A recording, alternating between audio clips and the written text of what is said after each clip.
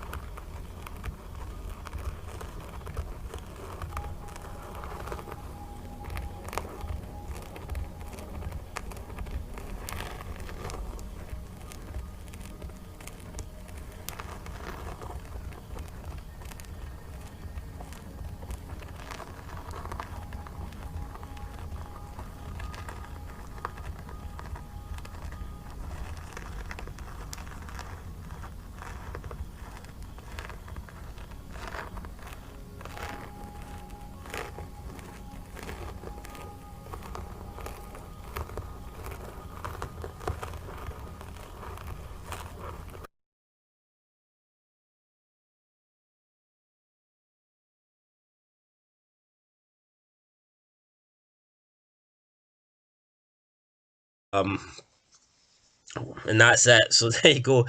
AJ then, what's happening is AJ moving. I doubt he's going to move permanently to NXT, because we've also had Riddle on NXT. I doubt it's that. But I do feel like WWE certainly could do with a couple of like older guys, you know, more experienced guys on these NXTs. I don't think it would make sense to have the roster completely made up of young kids. I think you do need a bit of a blend. So I don't want to see AJ move down here, because to me that would be a massive demotion. But Maybe there's some people on the roster they could think about moving down to NXT, but I mean, it is what it is. They're setting up AJ versus Grayson Waller. Who cares? I'll be honest, I don't really care about this either. With Pete Dunne, talk about breaking fingers. He showed his hand, it's all bandaged up. I mean, this wasn't bad. It was one of the better things I've seen Pete Dunne do, but I mean, it wasn't great. I mean, whatever it is, it's Pete Dunne threatening to break more fingers. Pete Dunne looks like a finger. I mean, the guy is so thin and unmuscular. There's just nothing about the guy. He looks like a fucking finger. So hopefully he doesn't break himself. We then go backstage. We've got a bunch of women talking. I know we've got Indy Hartwell here. I think that's the only one I knew by name. Where the hell is Dexter? I haven't seen him in ages. Is he even on NXT? I need to find out. Why is there no Dexter on these shows? They set up a 6-woman tag match. They're about to pick some really hot chick as their teammate, but she's talking to her dad. She looks like your typical spoilt, rich daddy's girl. She walks off, and then there's some bum sitting in the corner, some absolute bum, and she gets made the tag team partner by default. Didn't even see this match on the show. I don't know if I went for a piss and missed it or not, but they set up a 6-woman tag match, but the 6-women's tag match didn't happen. So that was pretty strange. Speaking of 6 tag matches, so we had Riddle and MSK versus Imperium. Imperium, in my opinion, suck. There's talk about Walter getting moved up to the NXT brand permanently from NXT UK. I just don't see it. Big guy, flabby. No charisma, no character, no personality. It's just a big boring guy, isn't he, really, when you think about it? The team of Riddle and MSK win. It is what it is. I like Riddle. I can understand why they're putting him in NXT 2.0. I think Riddle appeals to the generation that the demographic that NXT 2.0 are trying to cater to. But I mean, come on, I think Riddle's good. I think Riddle should be pushed in the main event scene on either Raw or SmackDown. I genuinely do believe that. I think he has world title material in 2022. Or at least upper mid card. I think he definitely should be there rather than facing a jobber tag team from NXT UK on NXT 2.0. But the team of Riddle win. It is what it is. Up next with Joey Gacy and Harland. Don't know much about them. I've seen them like a couple of other shows. This Harland guy legit does look like a fucking freak. This guy looks like a serial killer who would go out into the woods and kill baby lambs. This guy looks like a monster.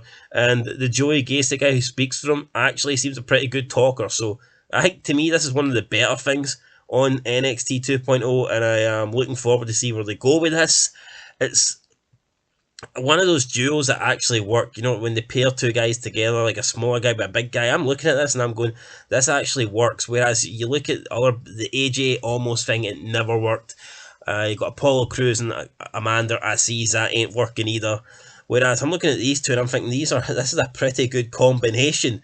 I think the only thing that would make the Harland guy better if he was a little bit taller, but regardless, he still looks like an absolute fucking freak. So interesting to see where they go with this. Then we had Elektra Lopez. She said she's attracted. I don't know who she is either. A lot of new faces on this NXT 2.0. She said she's attracted to success, and she basically said whoever wins a match between 2 people next week will take her home. So whoever wins a match just ain't getting the free count. They're also getting it banged by Elektra Lopez. Unfortunately, I'm not in that match, but it is what it is. Some lucky guy is going to win that, and she'll be going home with him. So fair play. That's definitely a match with high stakes. Definitely more important than any championship belt. Speaking of championship belts, up next we had Mandy Rose versus Raquel Gonzalez versus Cora Jade. Now the build up to, not the build up, but the wee promo package to this pay-per-view, or whatever you call it, the wee promo, it showed you like Mandy Rose kind of camouflaged in the crowd, like wearing a hood. Then she turned round and she looks a wee bit freaky looking, and I don't know why, but that just got me interested in this match more.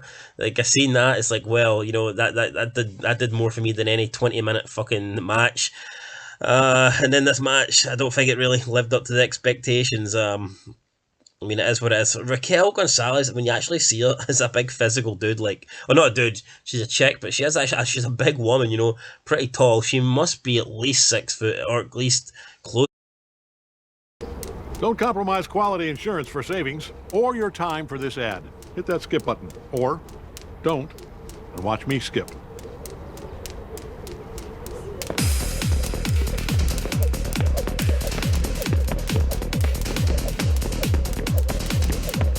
You in there? Yes. Yes. We are farmers. Bum, bum, bum, bum, bum, bum. What's up guys, Russ here. I'm super excited to tell you guys about the new movie, Sarah's Oil. God gave me that land for a reason. It's a sign. I believe in signs.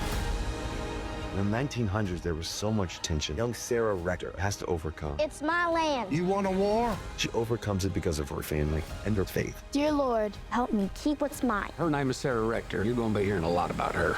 I can't wait for you guys to watch this movie. Make sure you check it out. Sarah's Oil, rated PG. Only in theaters November 7th. Tickets on sale now.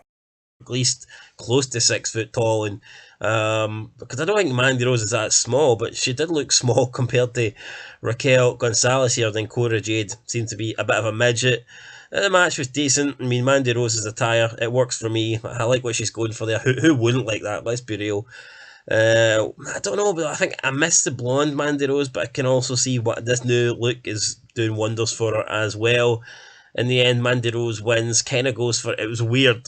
Cora Jade went for like I think she was trying to go for like a roll up, and Mandy Rose just basically no-sold it and sat on top of her and got the free count. It was a bit of a weird finish. Mandy Rose retains. She also entered in a helicopter, like Charlotte Flair WrestleMania vibes. I don't understand that. Like, I just didn't really get it. It was cool and it obviously added something to it, and it makes her seem bigger just due to the fact she's turning up for a match in a helicopter. But I didn't get it. I don't know why, but it was good. I'm not going to complain. The helicopter scene was good.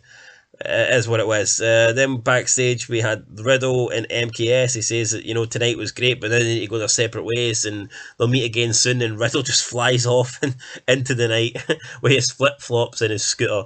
Absolute madness. Then MKS say, oh, Riddle's a cool guy. Then we have the Creed Brothers come up and they say that MKS will only get another shot at Imperium if they win the Dusty Rhodes Classic, but that ain't going to happen because they're in it. And then have a bit of a face-off. So I don't know who the Creed brothers are. They seemed, I don't know. I mean, it's hard to tell. It's hard to tell how someone is if you've seen them on screen for about 15 seconds. But it wasn't that bad. It was an alright wee backstage segment. We then had Von Fagner beating up some guy from Chase University student. I don't get this. This to me was garbage.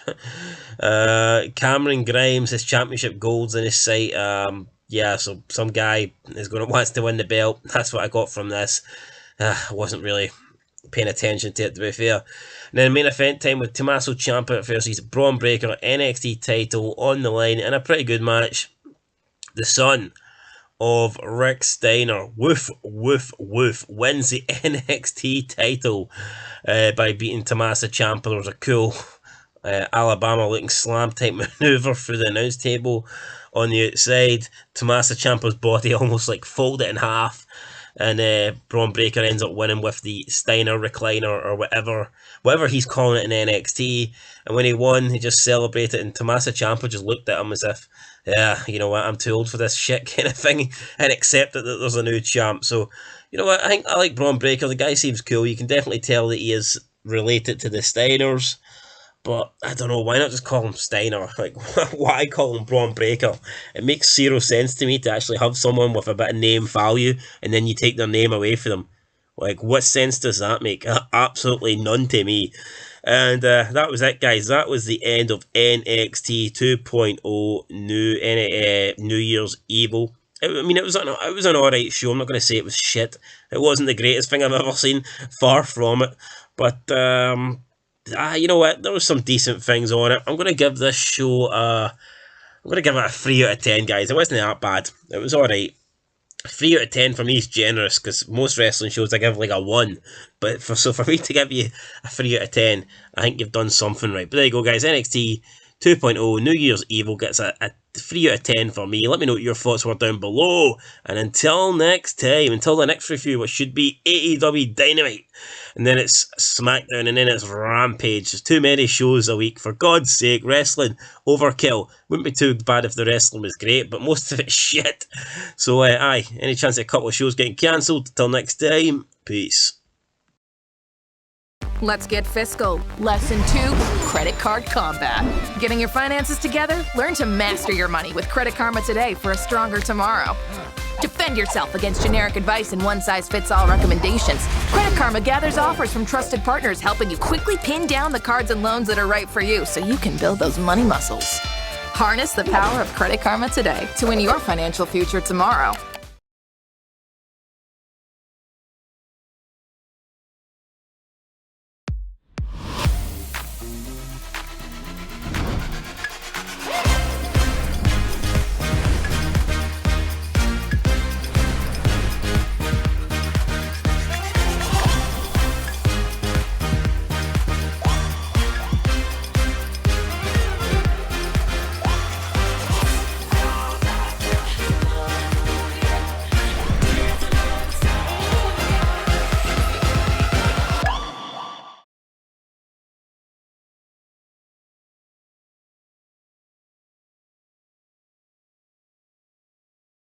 '11th of January, NXT 2.0. Yeah, I was going to include that wee bit in there. Not just any NXT, it's NXT 2.0. And we kick off NXT 2.0 with the new champion. And it is Braun Breaker coming out.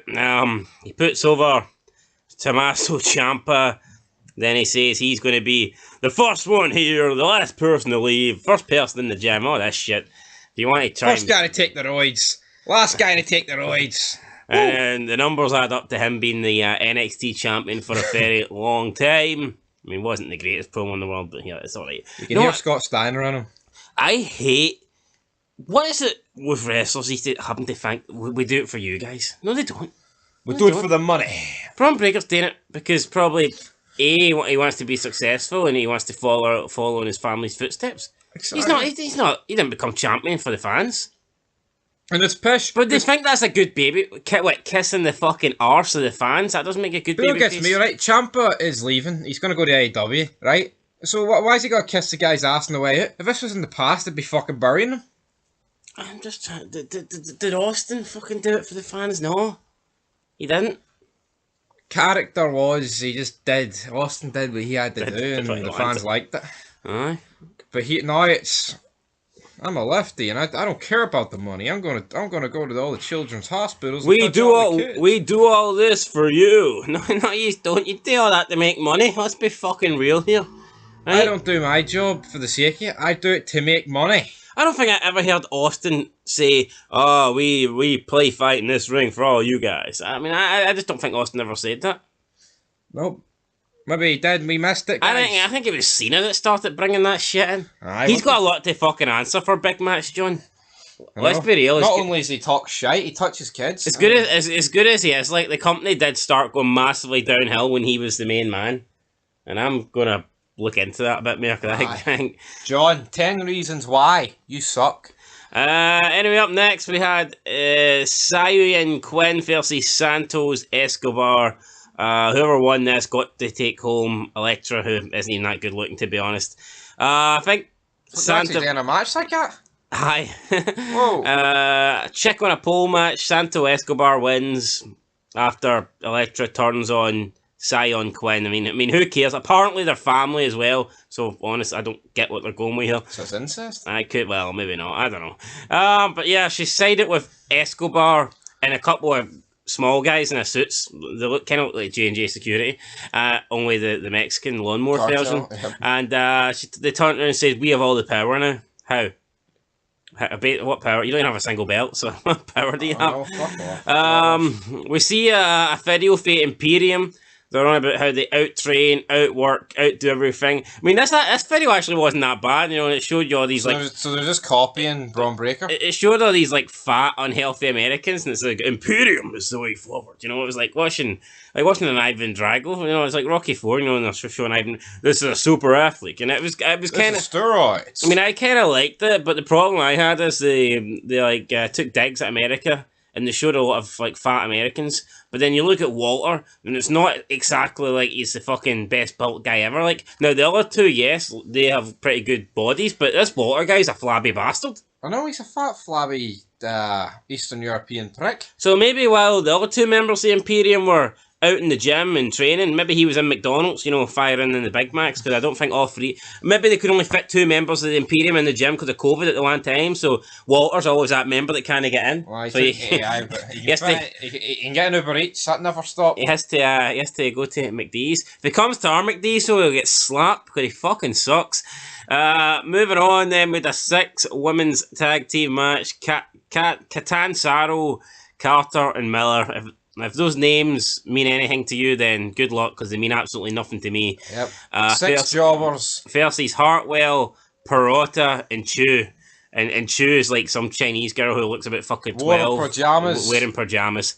The team of Hartwell, Peralta, and Chu win, but it's not really worth... What can you say? What can you add to this? It made me want to get my pajamas on and go to bed.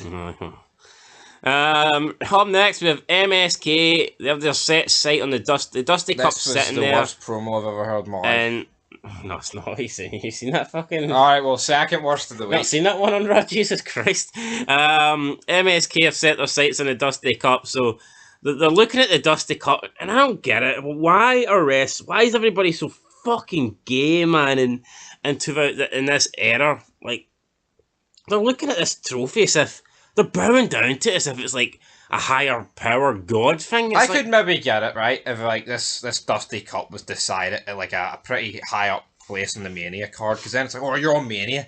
But it's just going to be a throwaway NXT, and you're winning a pish cup that belongs to some fat man who's been dead 7 years, and he was pish.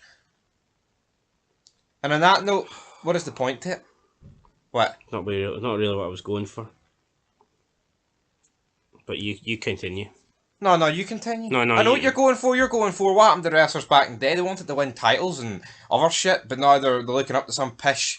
No, it's not what they're looking up to.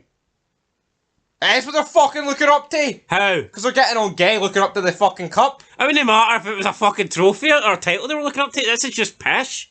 Well, that's my point. Why are they cowering down to some fucking stupid crap, fucking overrated fat bastard trophy that you just wouldn't want? Like, you would never get this back in the day.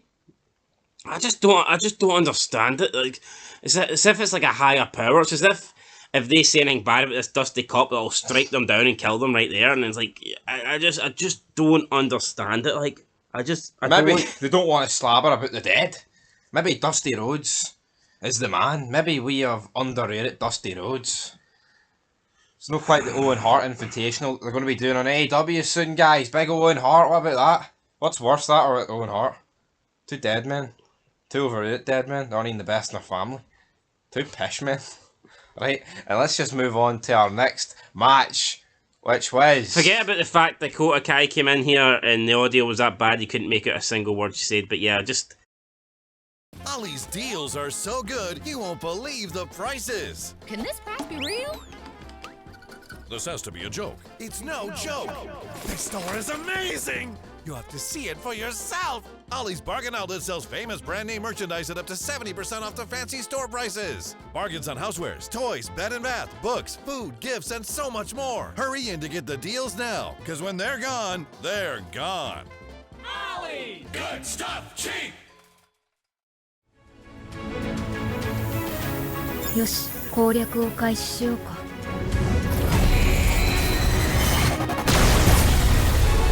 必死に積み上げてきたものは決して裏切りません。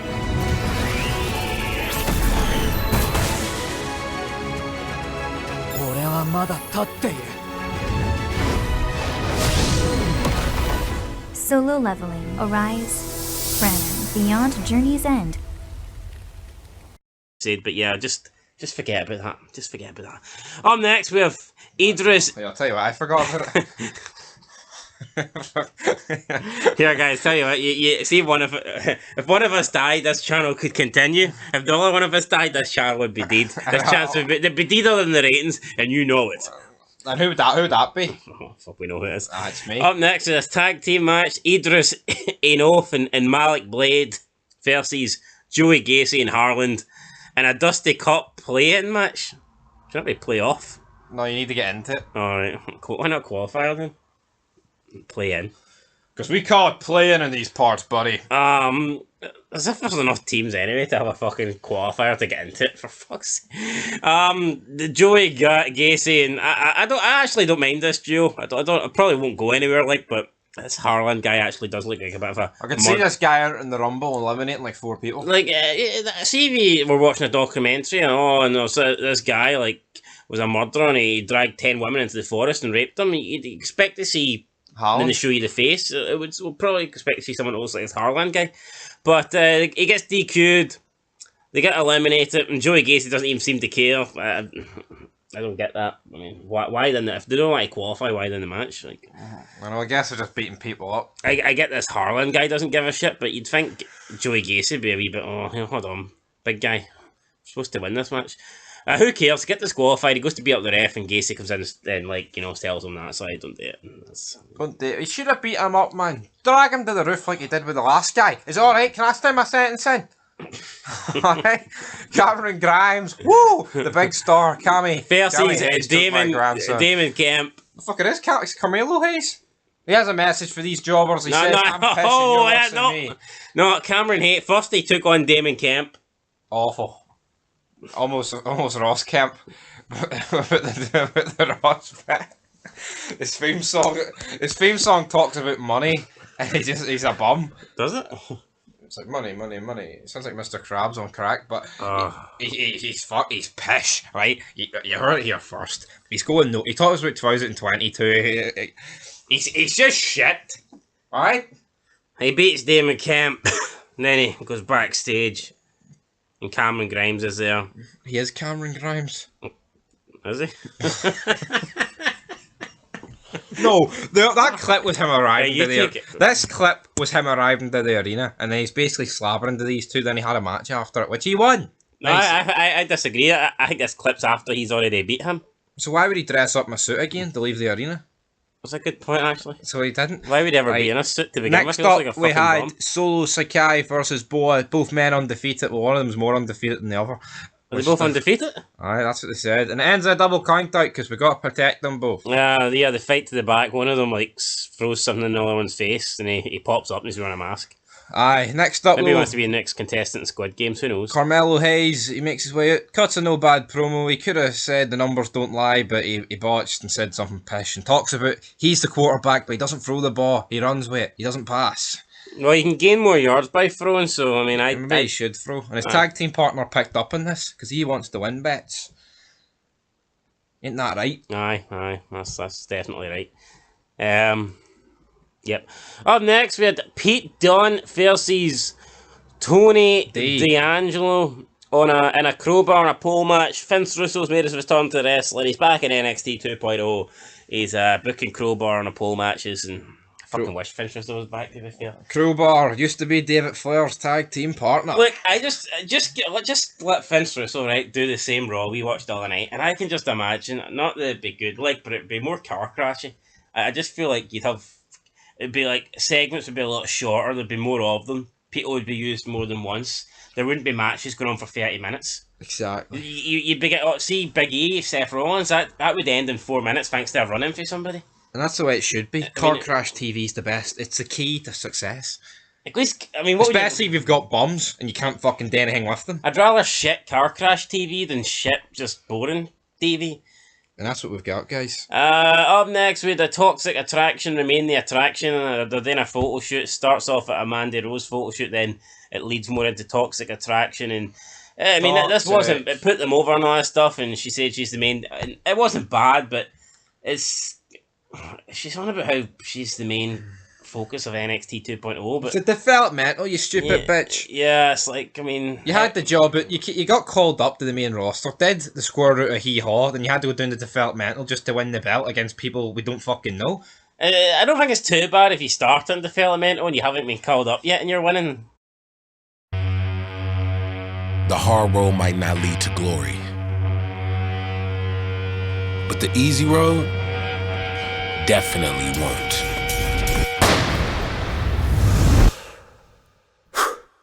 You're not alone, but there's a way out. That's where Just Play comes in. It's a way to earn real money just by playing games. No cash-out minimums, no hidden fees. Just simple joy right there in your hands.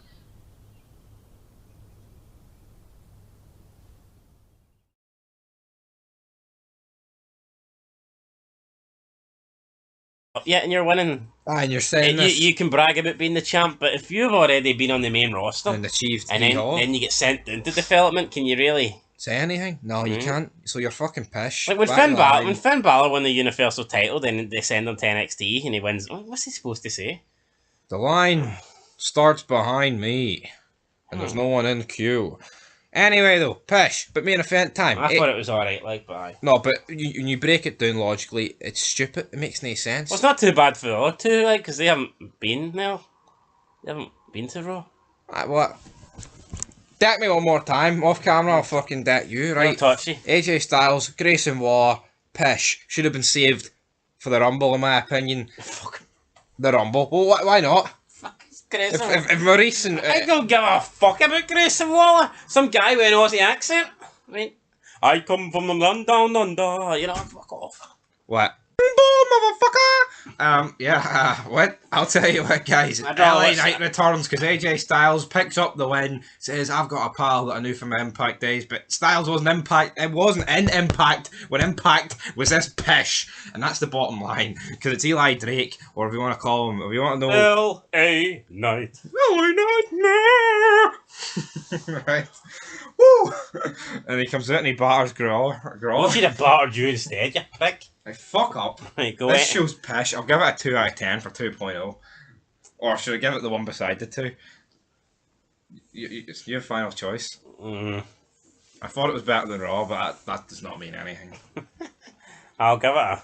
It might be too generous here. I gave Raw -2. I'll give it a 2. I mean, the main event match was no bad. You get a nice wee LA return.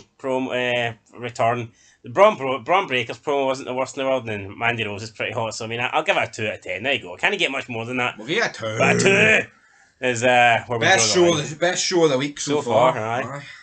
I say that like it's not only one show that can top this. Yeah. That depends on Brock being in it or not. Do you know your enemy? My enemy's wrestling, having to watch it, because it fucking sucks. Till next time, though. Peace!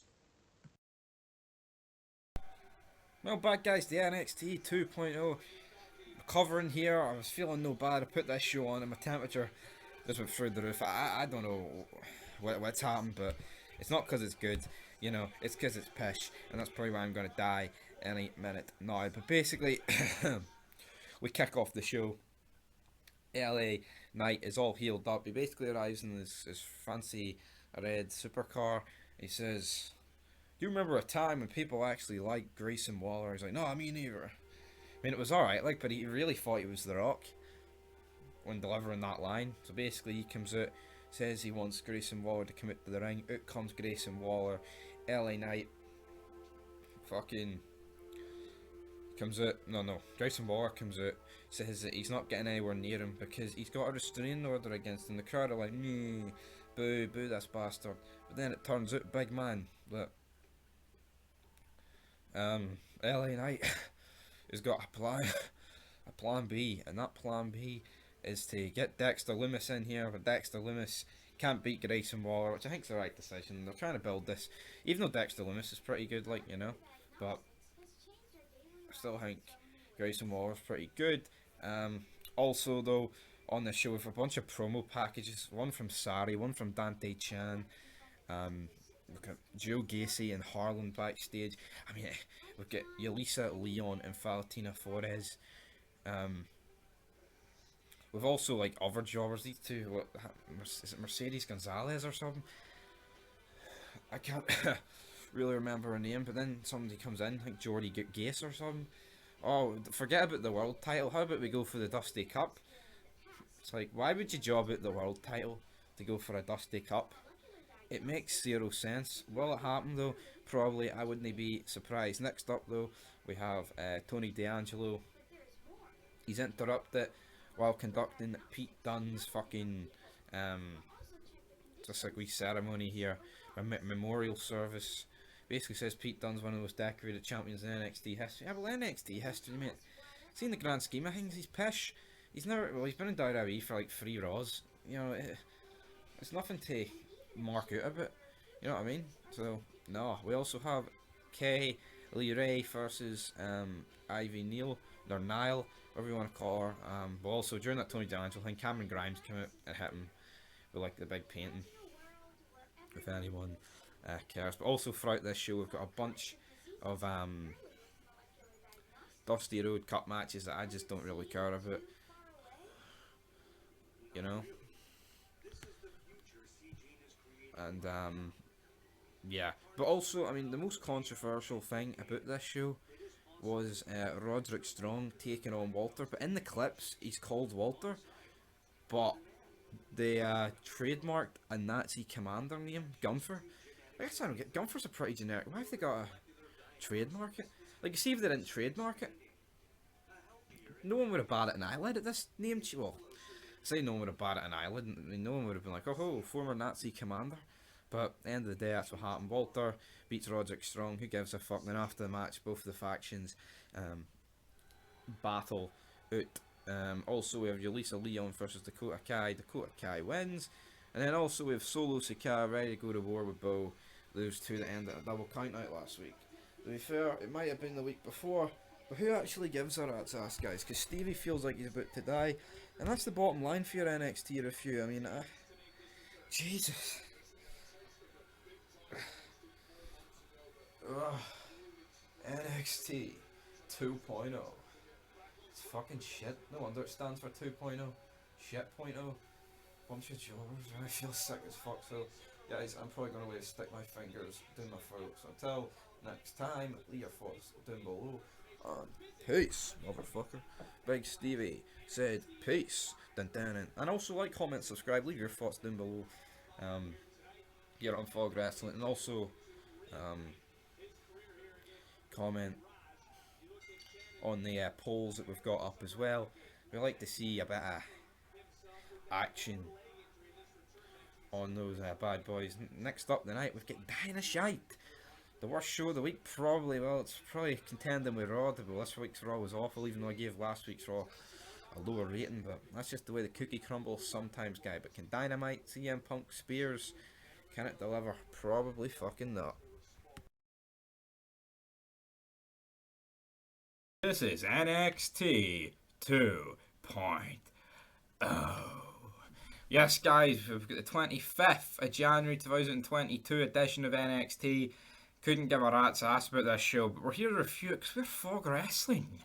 And I've watched all the clips, so let's dive in. I have no idea what the order is. I just watched it and the order is on the channel, so fuck knows what that is. But we have Ollie J here in the arena to perform Make 'Em Fall. This was a 2-minute 22-second clip, and I wanted to kill myself for 2 minutes and 22 seconds of it. The music is absolutely atrocious. There's not really much more for me to say. I hate current music. I think it's just mumbo jumbo. I'm gonna make them fall. Yeah. I'm gonna make them fall. Touch the ground cause they tall. Cause yeah, I hate them. Yeah. This is NXT 2.0 and it is fucking shitty. Pesh. Next up though, we have Solo Sikoa versus Bo. Obviously these guys had a match a few weeks ago, but now we've got another match. And this is a no disqualification falls count anywhere match. I mean, this was a pretty decent match. Bo picks up the win. But it's like, we have another one's contenders match later on with a bum called Cameron Grimes, and it's like, why the fuck's this guy winning that? Spoiler alert, by the way, if anyone gives a rat's ass. But why is that guy winning it? A guy that looks like absolute pish. You know? Or maybe I just misread the title of that thing, because maybe it's a number one contender for like another belt that doesn't matter. It's probably it. Next up, we have Lo Shiri taking on Tiffany Stratton. Lo Shiri defeats Tiffany Stratton, and it's like, are any of us supposed to care? No.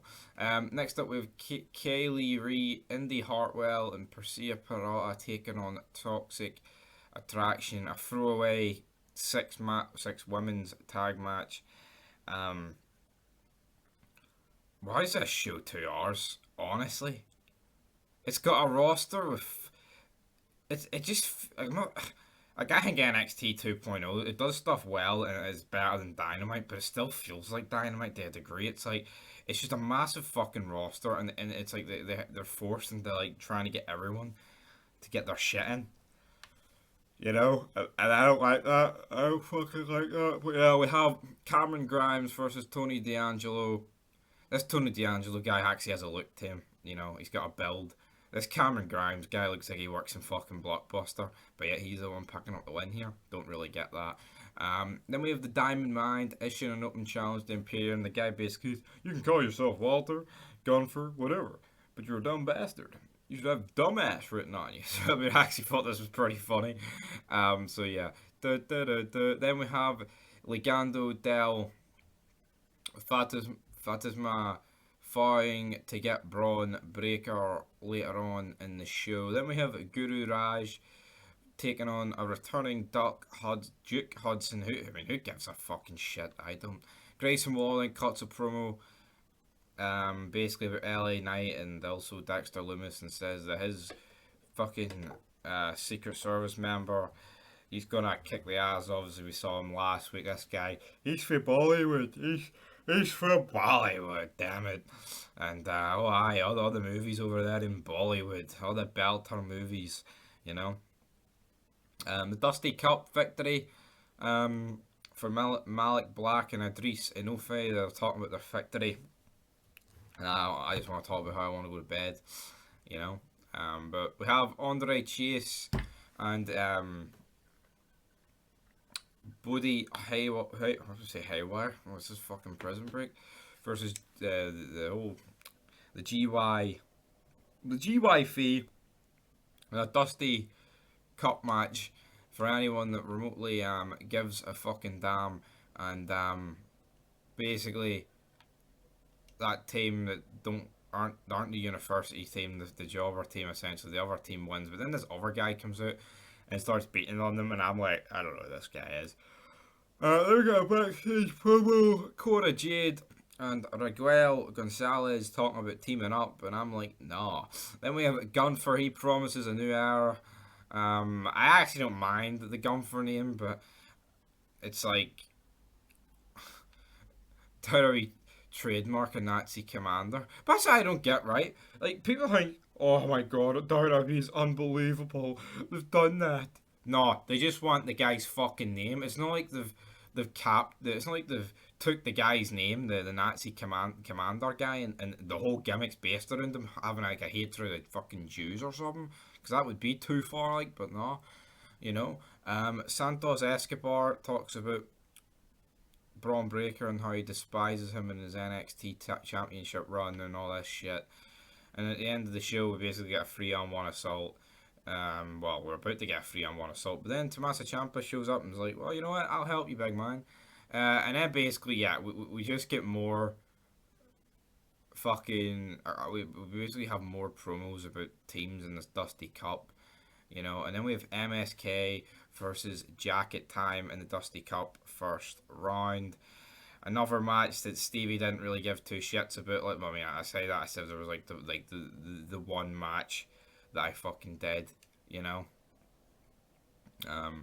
But I believe, well, the team in pink one, I can't even remember who they are. You know, I just remember it's fucking it's like Afro. I don't know Jacket Time. If we're not Jacket Time, guys, Stevie's wrong. But anyway, till next time, guys, leave your thoughts down below, and peace. Well, back guys, the Fog Wrestling, we've got an NXT 2.0 review, and I tell you what guys, it was better than Rampage, which I watched earlier, and then I watched NXT after it. But does that mean, I forgot to rate Rampage out of 10 actually, I just clicked on that. I'd give it a 0, it was fucking atrocious.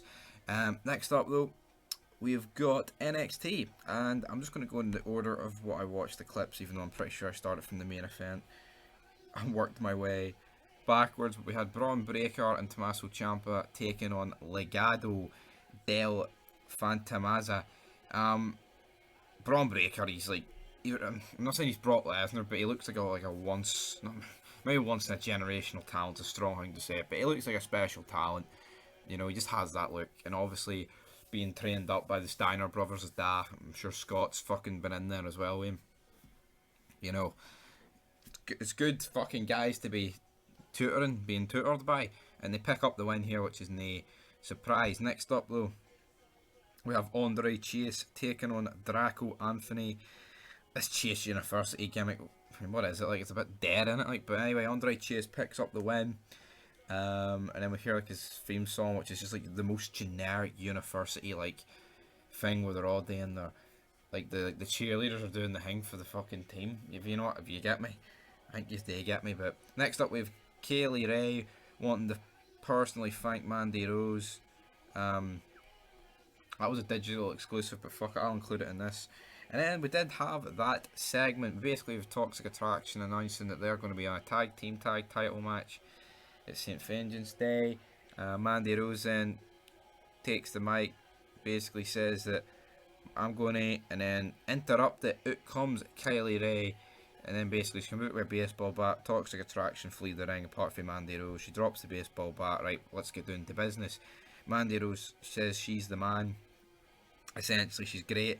Kylie Lee Ray, or whatever you fucking call her, man, is like, you'll know the man. I held that belt for over 750 days, and last year you were slipping on your arse at WrestleMania and kissing Otis, and this was actually a pretty good burn. I tell you what, like, this is probably a better burn than anything CM Punk's did since his return, and this is some fucking jobber called Kylie Ray, who looks like your typical fucking Scottish council estate slag, and how are they outperforming CM Punk? What's going on? The fuck is going on here? I don't know what's going on. We also have LA Knight taking on Joe Gacy, but Grayson Waller gets involved, costing the match essentially. Then Gacy does hits his finisher. Good night. LA Knight says he doesn't know how to quit backstage and that he's going to lay the smack down. But this doesn't make sense to me, right? Because like after he gets beat, Wilson Gayler says, if your big man here, if you manage to defeat him next week, I'll maybe like face you and lift the restraining order. But lift the restraining order? Like, look how close you've came to him. Now, albeit you're the one going close to him, technically it's no him, but even here, LA Knight punched him, so it's like the fucking restraining order's irrelevant. It's already been broke, you know? Makes no sense. Also, backstage, we had numerous, we must have had about fucking 10 segments backstage. We've got Dante Chan, we've got Dakota Kai, Sari, Draco Anthony, Nikita Lyons. Like I said, we had LA Knight, Brooke Jensen. That was probably the best one. She seeks advice from Indy Hartwell about dating. And fucking basically she says, I like the silent type. And then she's like, oh, it's a hot tub. Look, we're looking at Dexter, which I guess was pretty funny. But we also have Wendy Chu versus Amiri Miller. Wendy Chu beats her. She's dressed up in a fucking really stupid attire. Don't really know what's going on there. Carmelo Hayes doesn't believe Cameron Grimes has what it takes to beat him. But he actually kind of burnt them. I mean, it was kind of pathetic insults, but at the same time, he's like, you look like SpongeBob's house, so that must make you Squidward. And it's like, what is this? Are we in primary school? Are we on fucking the big stage? Well, this isn't the big stage, but you get me? A semi-big stage is a WWE produced fucking product at the end of the day, even though it is developmental. We also have a bunch of matches, fucking, with 2 women's matches here with Cora Jade versus Raquel Gonzalez. Gonzalez wins. We have Sarah taking on Kayla Inlay. Pretty sure Sarah won that. We made 3 singles women matches, like, a 2-hour show. What the fuck's going on here? Next up we had Pete Dunne saying he's going to take care of business against Tony D'Angelo. by any means necessary. He says, how about we have a match where it all started originally, which was in a steel cage. And then the last clip I watched was a 6-man tag team match between Diamond Mine and Imperium, and of course Imperium wins. Is there any real surprise there, guys? No, but that'll do it for your NXT 2.0 review. A couple of decent stuff, like burns on the mic, I guess you could say, and alright, like, wee segments. But at the same time, like, I mean, the whole restraining order thing, that's just fucking stupid because it's broke, you know? And then a lot of jobber matches, like you come to expect on NXT. But you know what? I'll give it a 2.5 out of 10. And it's sad that a 2.5 out of 10 is probably a good rating for wrestling these days. But anyway, till next time. Peace. 8th of February edition of NXT 2.0.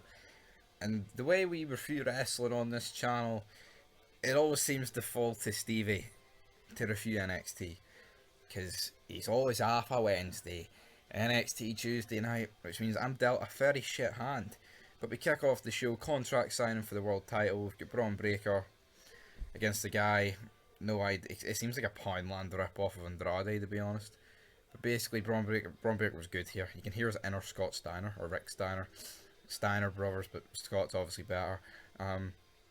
Says let's flip the table and get straight down to fighting, because that's how these things normally end. So I like that. Out comes Dolph Ziggler, and I'm thinking, what? This guy has been the same character for about 8 years, and it's not like before that he was fucking any good. Shawn Michaels and Billy Gunn and Mr. Perfect ripoff. You know what I mean? He literally stole Shawn Michaels and Billy Gunn's moveset, and then he looks like Mr. Perfect. Like, he can't really do much about his look, but fuck me, Michael McGillicuddy's pish. They could have pushed Dolph Ziggler's perfect son.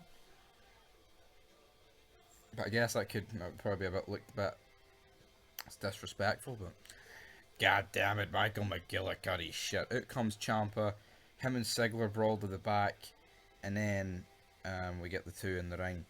Is this going to lead to a Ciampa-Ziggler match? I'm assuming so. Is Ziggler now on NXT? Don't know. Don't really care, to be perfectly honest. We also had the two semi-finals of the MSK.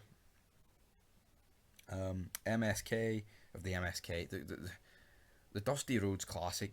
MSK win.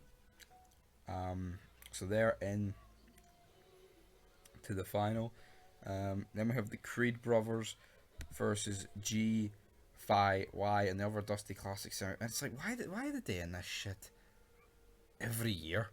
You know what I mean? Like, what it's just fucking turd. It's like the Andre the Giant Battle Royal. And if it happened every once in a while, it might be fucking alright.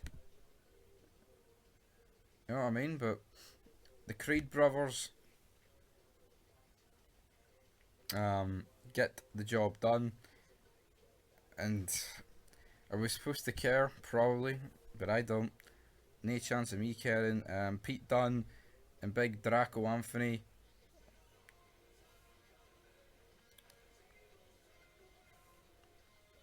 have a match. He buries him, and then like he basically says he wants a weaponized steel cage match against that Tony D'Angelo. But the wording of the clip sounds like he's having it with fucking, well, it doesn't really. He ups the stakes following match with Draco Anthony. What sort of title's that?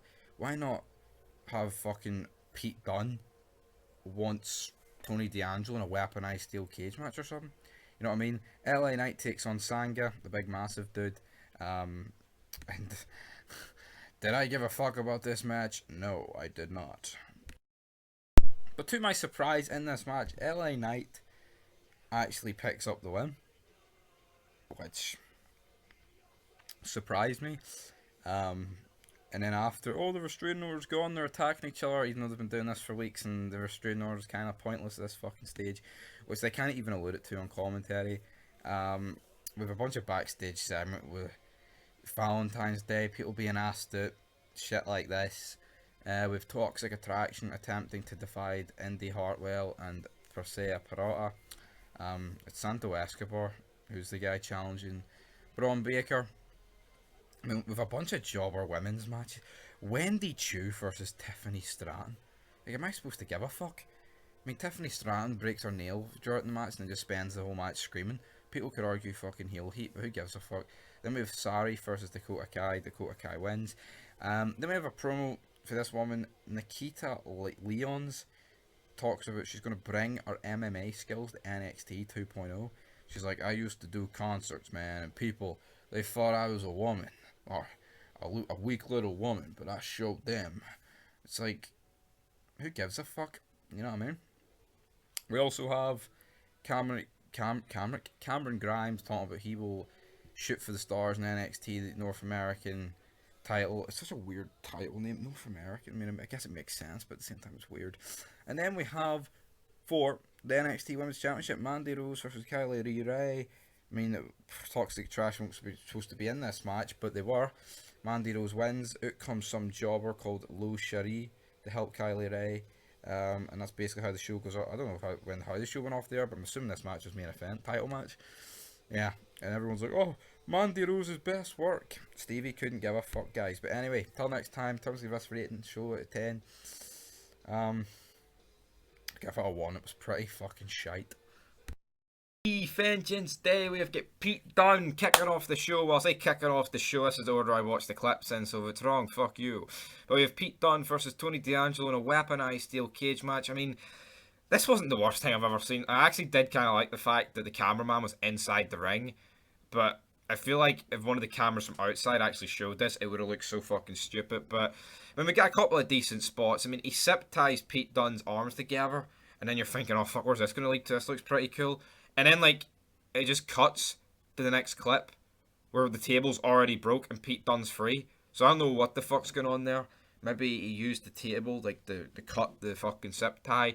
I'm not 100% sure, but they never showed that. But Pete Dunne manages to win with 2 of his finishers. And then, so, I mean, that was it for your weaponized steel cage match. Still preferred the barbed wire one between JBL and Big Show, which, to be honest, you've no right to, I mean, on paper, JBL and Big Show, barbed wire steel cage match, but it was still pretty good for what it was. But then we have MSK taking on the Creed brothers in the Dusty Classic Finals.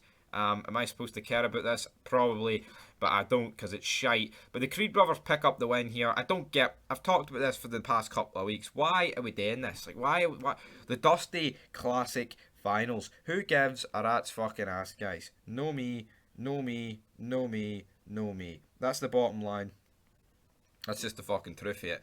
I mean, it's like it's just like the Andre the Giant Battle Royal. I mean, it's just to get jobbers on the show, and doing this every year. Like, so what if you're a 4-time Dusty? It's not the fucking King of the Ring, like, where it's like the fucking best people in the roster. I mean, this is literally a bunch of jobbers competing for this. You know, it's just like tag teams every year. It's not like the best tag teams in fucking WWE. Literally just a bunch of fucking jobbers. Pete Dunne, though. Where's he going? I mean, a lot of these guys have been on NXT for seems like forever. Are they ever going to get called up? Who knows? But the Creed brothers win. Next up for the NXT North American title, we have Cameron Grimes versus Carmelo Hayes. People, Wade Barrett saying, "Oh, this is going to definitely be one of the matches of the year." I mean, Carmelo Hayes wins, but I just don't see how the fuck these two guys make it in the main roster. I really don't. I honestly don't. Meanwhile, we have Raquel Gonzalez talking to Cora Jade backstage, getting ready for the Dusty Classic. It's like the part of the show where we just get like a bunch of jobber, like random backstage segments that like have no story. It's just like, it's dead. Like, you see, back in the day, everything was like neatly done together, and like there was correlation, symmetry. Here we've got Wendy Cho searches for a Dusty Classic tag team partner. Who gives a rat's ass? We've got Brooks Jensen discussing his Valentine's Day's date with that Josh guy's pal. These two redneck guys trying to get their hole. We've also got Kylie Lee Rage showing Lo Cherie how to rage. Kylie Lee Ray. Just looking like your generic Scottish council estate slag. Yeah, that's about it. Then Dolph Ziggler's here. So Dolph Ziggler's here in NXT. If you didn't watch Raw, I mean, I say if you didn't, if it's like a bad thing, you know, you did the right thing, but we watched the Raw clips. Basically, him and Rude get beat by the Street Profits, and we're supposed to believe here that the champ is a big star, and they're trying, like, it's so retarded. They're trying to portray on NXT that Dolph Ziggler's a big star, even though he never was, but he was a world champion, so you can at least you can say that, right? But like, he's one thing on NXT and another on Raw. It's a mess. Tommaso Ciampa says he's going to protect NXT for the outsiders. It just came across as really pathetic. But Dolph Ziggler says he wants the world title. Nikita Lyons says she's ready to roar in NXT 2.0 because she's did concerts, man. She's had men saying she can't be strong her whole life. Fuck off. Next up, we have Sola Sakio coming out and confronting Gunther and Imperium. while Gunther's talking, we basically just get a Walter chant. Yeah, and who gives a fuck about this garbage? Not me. Then we have Grayson Waller coming out with the police. He calls for the arrest of LA Knight. LA Knight, though, reads out the restraining order. It says basically he's not allowed to touch Grayson Waller, but also Grayson Waller is not allowed to touch LA Knight. And that's what I said, like see, back in the day, there used to be like loopholes, you know, like they would read a contract, it's like, yes, Mick Foley come in and be like, yes, but I can make one match a year, you know, some shit like that. But it was funny. It's like, I called this weeks ago. I was like, yeah, he's got a restraining order, but what fucking sense does it make if he goes and keeps on attacking him? That's a violation of the restraining order. Like, if you get a restraining order against someone and then you go and attack the person you got it against, it's so fucking stupid. Yeah, and then basically LA Knight stands tall here after a wee beat down on Waller and his big dude comes out. Then we have the NXT Women's Tag Titles. Toxic Attraction retain. Don't care. Next up though, main event time, because it's the NXT Championship on the line. We have Braun Breaker taking on Santos Escobar, and Braun Breaker wins. Is it any surprise, guys? No. This is supposed to be like an NXT like mini pay-per-view event. NXT Vengeance Day. You know what, guys? It was pretty pish and pretty gay. But until next time, peace.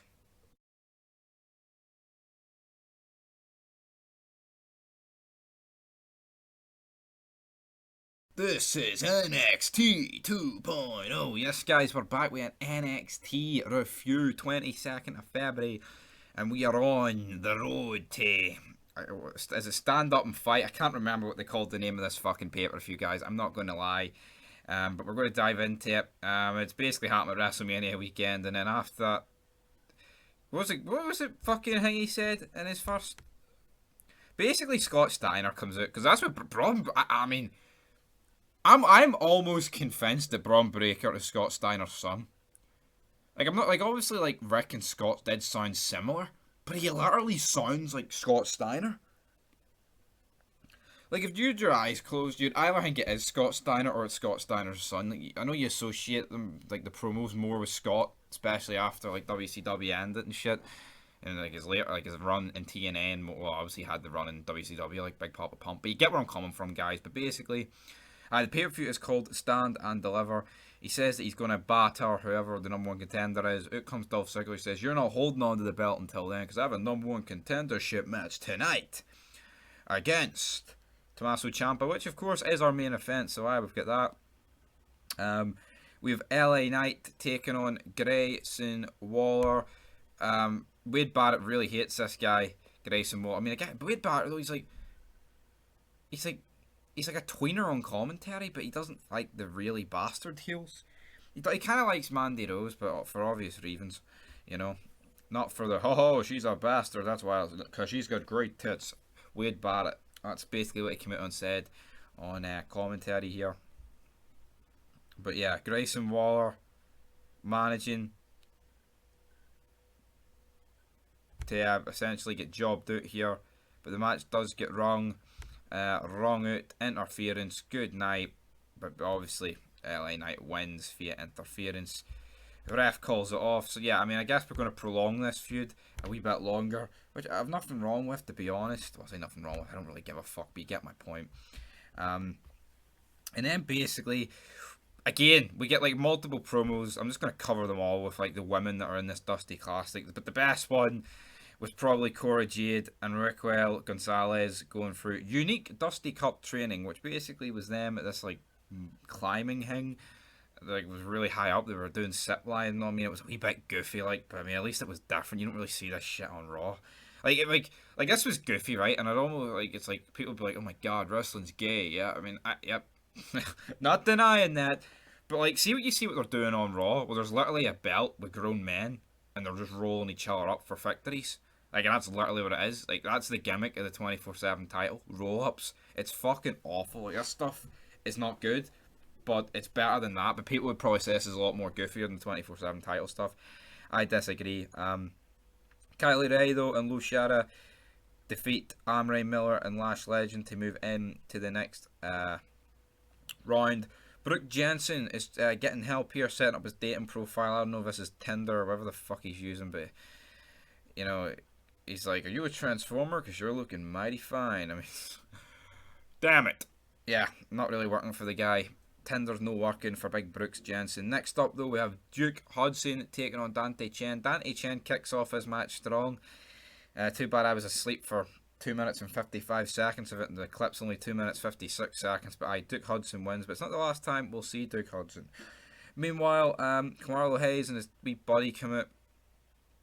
What was his name? Trick Williams. Basically, they're like, yeah, we're the best. But out comes Pete Dunne. He basically challenges Carmelo Hayes. He says, nope, no having that. But out comes Cameron Grimes, this bum, this guy with like nae physique, nae nothing. Comes out, attacks this prick, and then he basically defeats his partner, Carmelo Hayes' partner, Trick Williams, in a match later on tonight. Then we have Andre Chase teaching his class about intestinal fortitude. He basically talks about balls for 1:26. This was actually alright. Kind of gave me Mankind, Al Snow vibes when Mick Foley would never fuck up about it. So yeah, blast to the past. Why not? Next up though, we have Nikita Lyons, this person who was at concerts, and she's like, yeah, I'm a man, but I'm not really a man, I'm a woman. But yeah, I can beat up the men. Alright, what they fucking do. Duke Hudson then makes his move on it per se, Parata, but in comes Dexter's girlfriend. I can't remember her name, but it turns out these two used to have a thing. And he's like, come on, you know you want me. Basically along those lines. And Dexter like puts his head down. He's like, oh no, and then walks off, which I thought was pretty funny. Then with these two guys, Robert Stone tells Andre Chase that the guy he's managing, you're in his world and you're living in it. Awful. Absolutely shit. Imperium interrupt the Creed Brothers Dusty Cup celebration. We've got this midget black guy. I have no idea who he is, but his facial expressions are pretty funny, so I'll give that to him. But out comes your big man, Solo Sakia. He's ready to fight Gunther, but your wee midget man thought he was helping him, so we got a pretty funny backstage segment with that. Then we get like 2 promos. Grayson Waller talking a load of shit. Joe Gracie also talking a load of shit. We then have another women's Dusty Cup match. Casey Katuza and Kaden Carter versus Ivy Neal and Tatum Paxley. Casey Katuza and Caden win. I mean, just listen to those 4 fucking names. Like, it's just 4 fucking jobbers. Sorry, but that's just the way it is. But yes, now it is main event time. We have Ziggler versus Ciampa. Ziggler with the win, but only because of the assist of cameraman Bobby Roode. Out comes Braun Breaker, cuts it. Alright, promo again. This guy's no bad. He's like, or if you forgot your balls. Basically challenges him to a 2-on-2 match next week. Then we end a brawl with the show. Ref splitting up and shit. But you know what, right? I actually, for the first time, probably in NXT history, apart from a few Dexter clips, I actually didn't mind this ending. I actually could actually borderline say I enjoyed it. Even though all 4 of them are pretty pish, except for Braun Breaker. And the Dirty Dogs are awful. But like, why are we under this illusion that the Dirty Dogs are like half decent or like a bit of star power? On Raw they get jobbed out every fucking week, but yet here, it's like, why not just move Bobby Roode and Dolph Ziggler back to NXT? I know they're kind of going for the outsider gimmick of all these guys are invading NXT and trying to take the belt and shit. But at the same time, guys, yeah, I mean, this was no bad. But when you see them being portrayed as jobbers on one show, but on the next, it's great. It just kind of sums up that NXT truly is developmental. But anyway, guys, I'll give NXT a 2.5 out of 10. Some decent stuff, but some garbage overall. But until next time, peace. Yeah, look at me, man. I got my thumbs up, yo. This is NXT 2.0. Yes, guys, 1st of March 2022 review of NXT, damn it. LA Knight makes his way to the ring. I like LA Knight, right? But I don't know, I felt like this promo was weird because he's coming out and he's presenting it like it's a fucking PowerPoint you do in school. It felt very amateurish, but I guess it is NXT and it is developmental, so maybe I can let that slide. I mean, it was a decent enough promo. Waller comes out. These two are having a last man standings match, so that looks like it should be fun. Backstage, we have Sarah rejecting Tiffany Stratton's offer for a new necklace. This is just a bunch of jobber women backstage. Some of the acting here was absolutely fucking atrocious. Really was. It really shows you why some of these people will probably never make it off NXT. Will probably belong there. You know? And this is like the part of the show where we just got like a bunch of promos.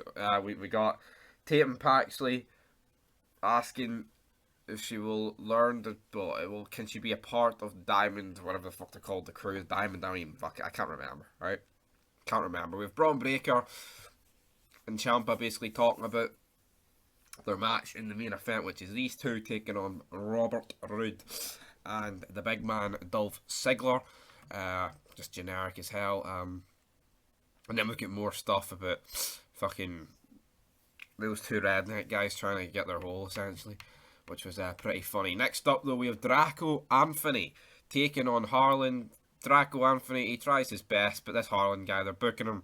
He's a big fucking scary kid. Like, I mean, he's kind of like the sort of guy you would expect to be in charge of like the Aryan Brotherhood in like a TV show that's in jail or just out of jail, whatever. Like, you know, like he's like a sort of like, or like a henchman. He's just one of those guys, like, you know, like a big fucking dude with fucking tattoos, man.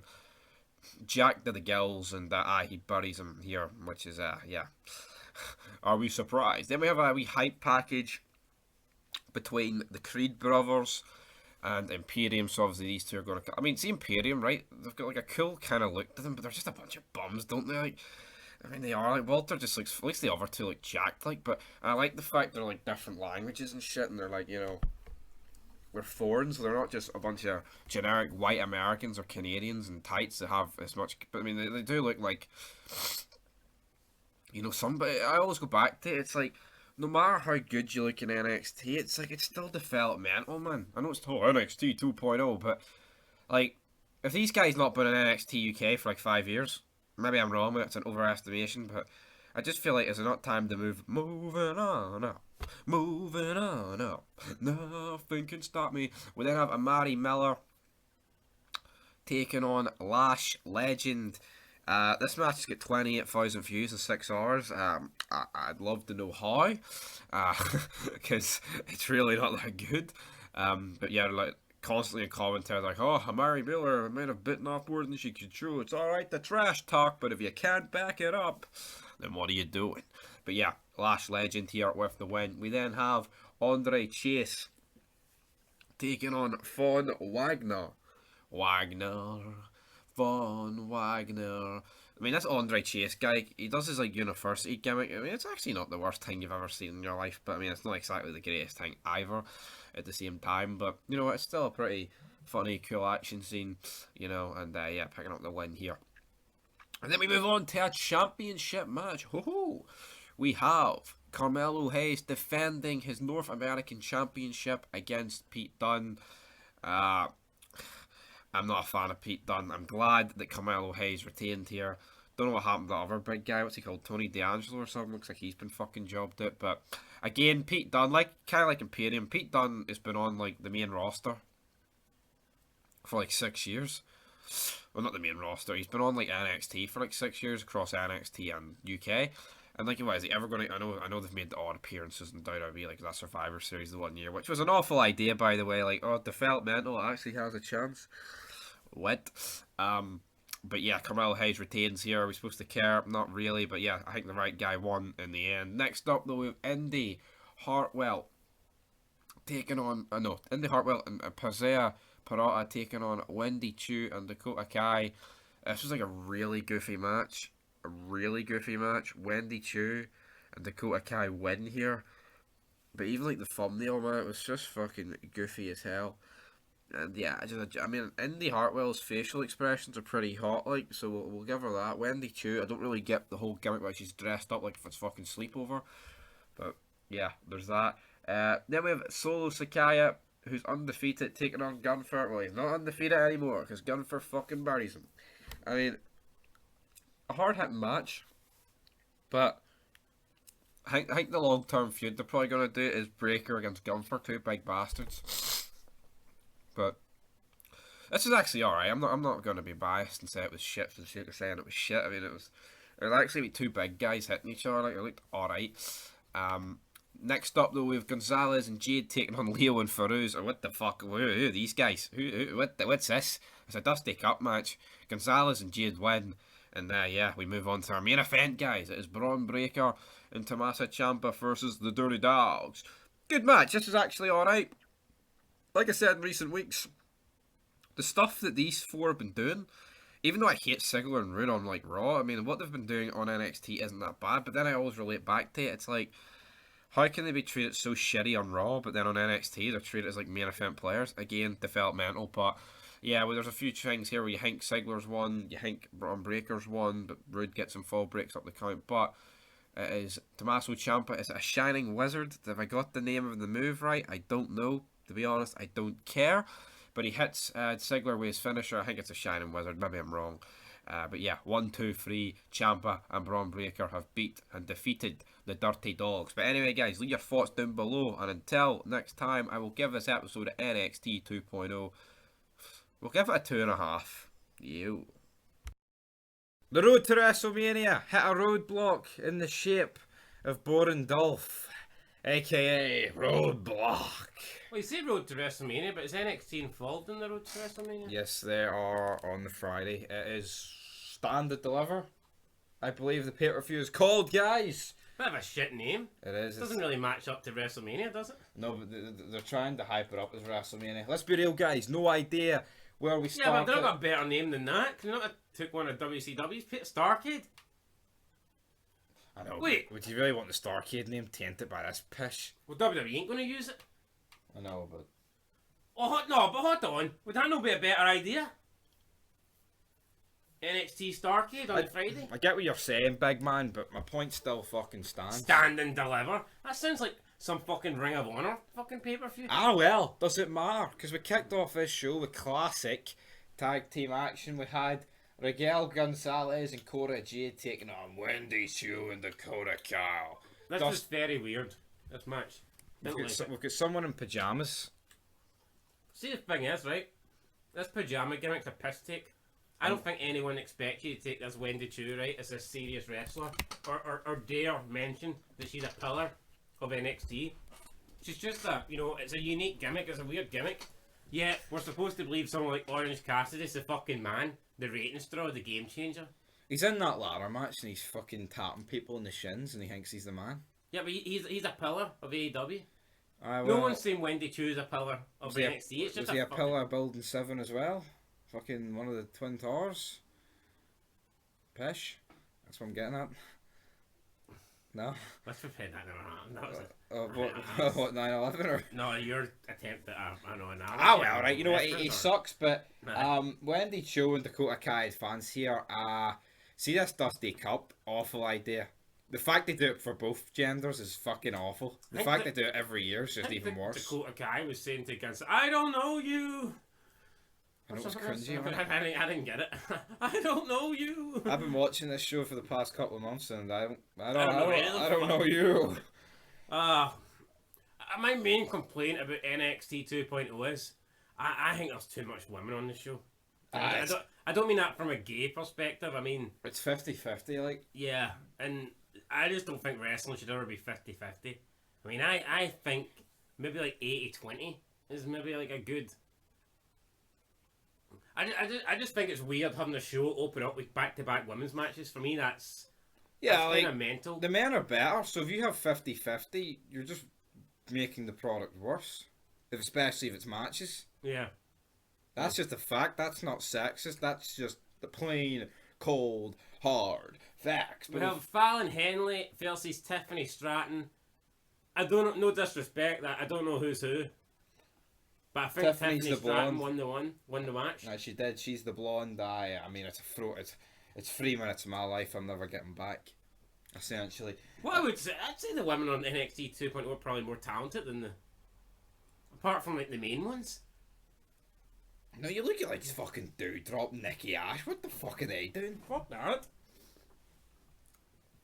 So I mean, anyway, up next with Andrew Chase. Basically, not too sure what his gimmick is. I think this is the first time I've ever seen him. He's basically like a shooter. Chase University. A psycho in it. He shows his class how it turns negatives into positive. He starts throwing balls at people. Tells them that last week the unveiling of the banner was pathetic, and it was. It was pretty funny. I like this. And I like this guy's segments every week, to be fair. No, first time seeing him, and you know what? He has a look to him. Thumbs up to me. He has like a Poundland Matt Striker look. Yeah, I don't know where this goes. Is he going to invade NXT with his class of students? I don't know where it goes, but I liked it.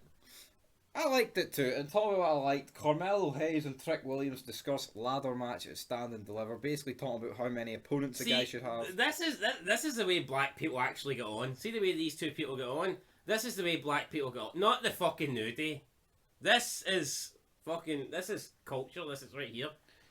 Exactly. I mean, there was a white guy or two in it as well. There was, but I think the main two are black. He suggested 10 men, but I can't. But even the way they talk, you know what I mean? They're talking. I'm not saying they're talking like gangster or whatever, but they're talking the way. But it's not that, right? Homies would talk. It's also see Kofi Kingston and Biggie. See the way they get on, shaking it. I mean, come on. And also, like, there's no authority figure.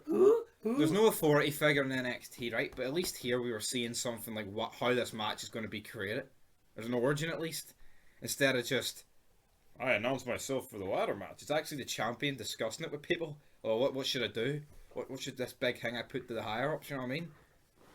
Better. Again, I like this. I like this. It would be better if I knew who these people were. I know I have heard of Carmelo Hayes. He's alright. I think he's a North American champion, or am I making this up? That's what the He says he's got the A belt. Oh, now that Ziggler has the other one, he fucking might be the A belt, to be fair. He said, yeah. So there you go. Don't know who he's facing. Yeah, I think he's going to qualifying matches. You know what? I think I'm going to start watching NXT 2.0. I mean, fuck, I'd rather watch this than Raw. Raw is torture. Up next with Nikita Lyons, and she is on Lashing Out with Lash Legend. I don't know who Lash Legend is. I'm assuming it's the black chick. Yep. Is she a part of a group or? I don't know. I haven't seen her before, so I'm assuming not. It was like the talk show. It's like there was people in the audience. It kind of like it had an audience. It kind of like reminded me like of an actual talk show, like a Jerry McKell show or Jerry Springer with people in the background, a bit of atmosphere. It wasn't like Miz TV or some shit like that where it's like Miz TV is like planned out fucking word by word. This felt like legit. There was actually a bit of back and forth, and the verbiage used was actually pretty good. Nikita Lyons basically got accused of her mother being like a groupie, and her dad was like a rock star, and she says her mother used to fucking go around sleeping with people, and asked Nikita Lyons if she's going to follow in her footsteps. Then she says like there's nothing about you natural, I think referring to her like ass. I think she said she had ass implants or something. Yep. What are you and your implants going to do about it? I mean, to be fair, I don't know what she was wearing, but she was like bursting out of it. It was like a weird looking dress with like half the side missing. I think she broke the match last week. Yeah, I think she broke the internet last week or whatever. You went worldwide. But certainly wouldn't be Miz TV. No, you wouldn't get this in Miz TV. See, before we go on about this, honestly, any time I do watch Raw and Miz TV, I actually want to kill myself.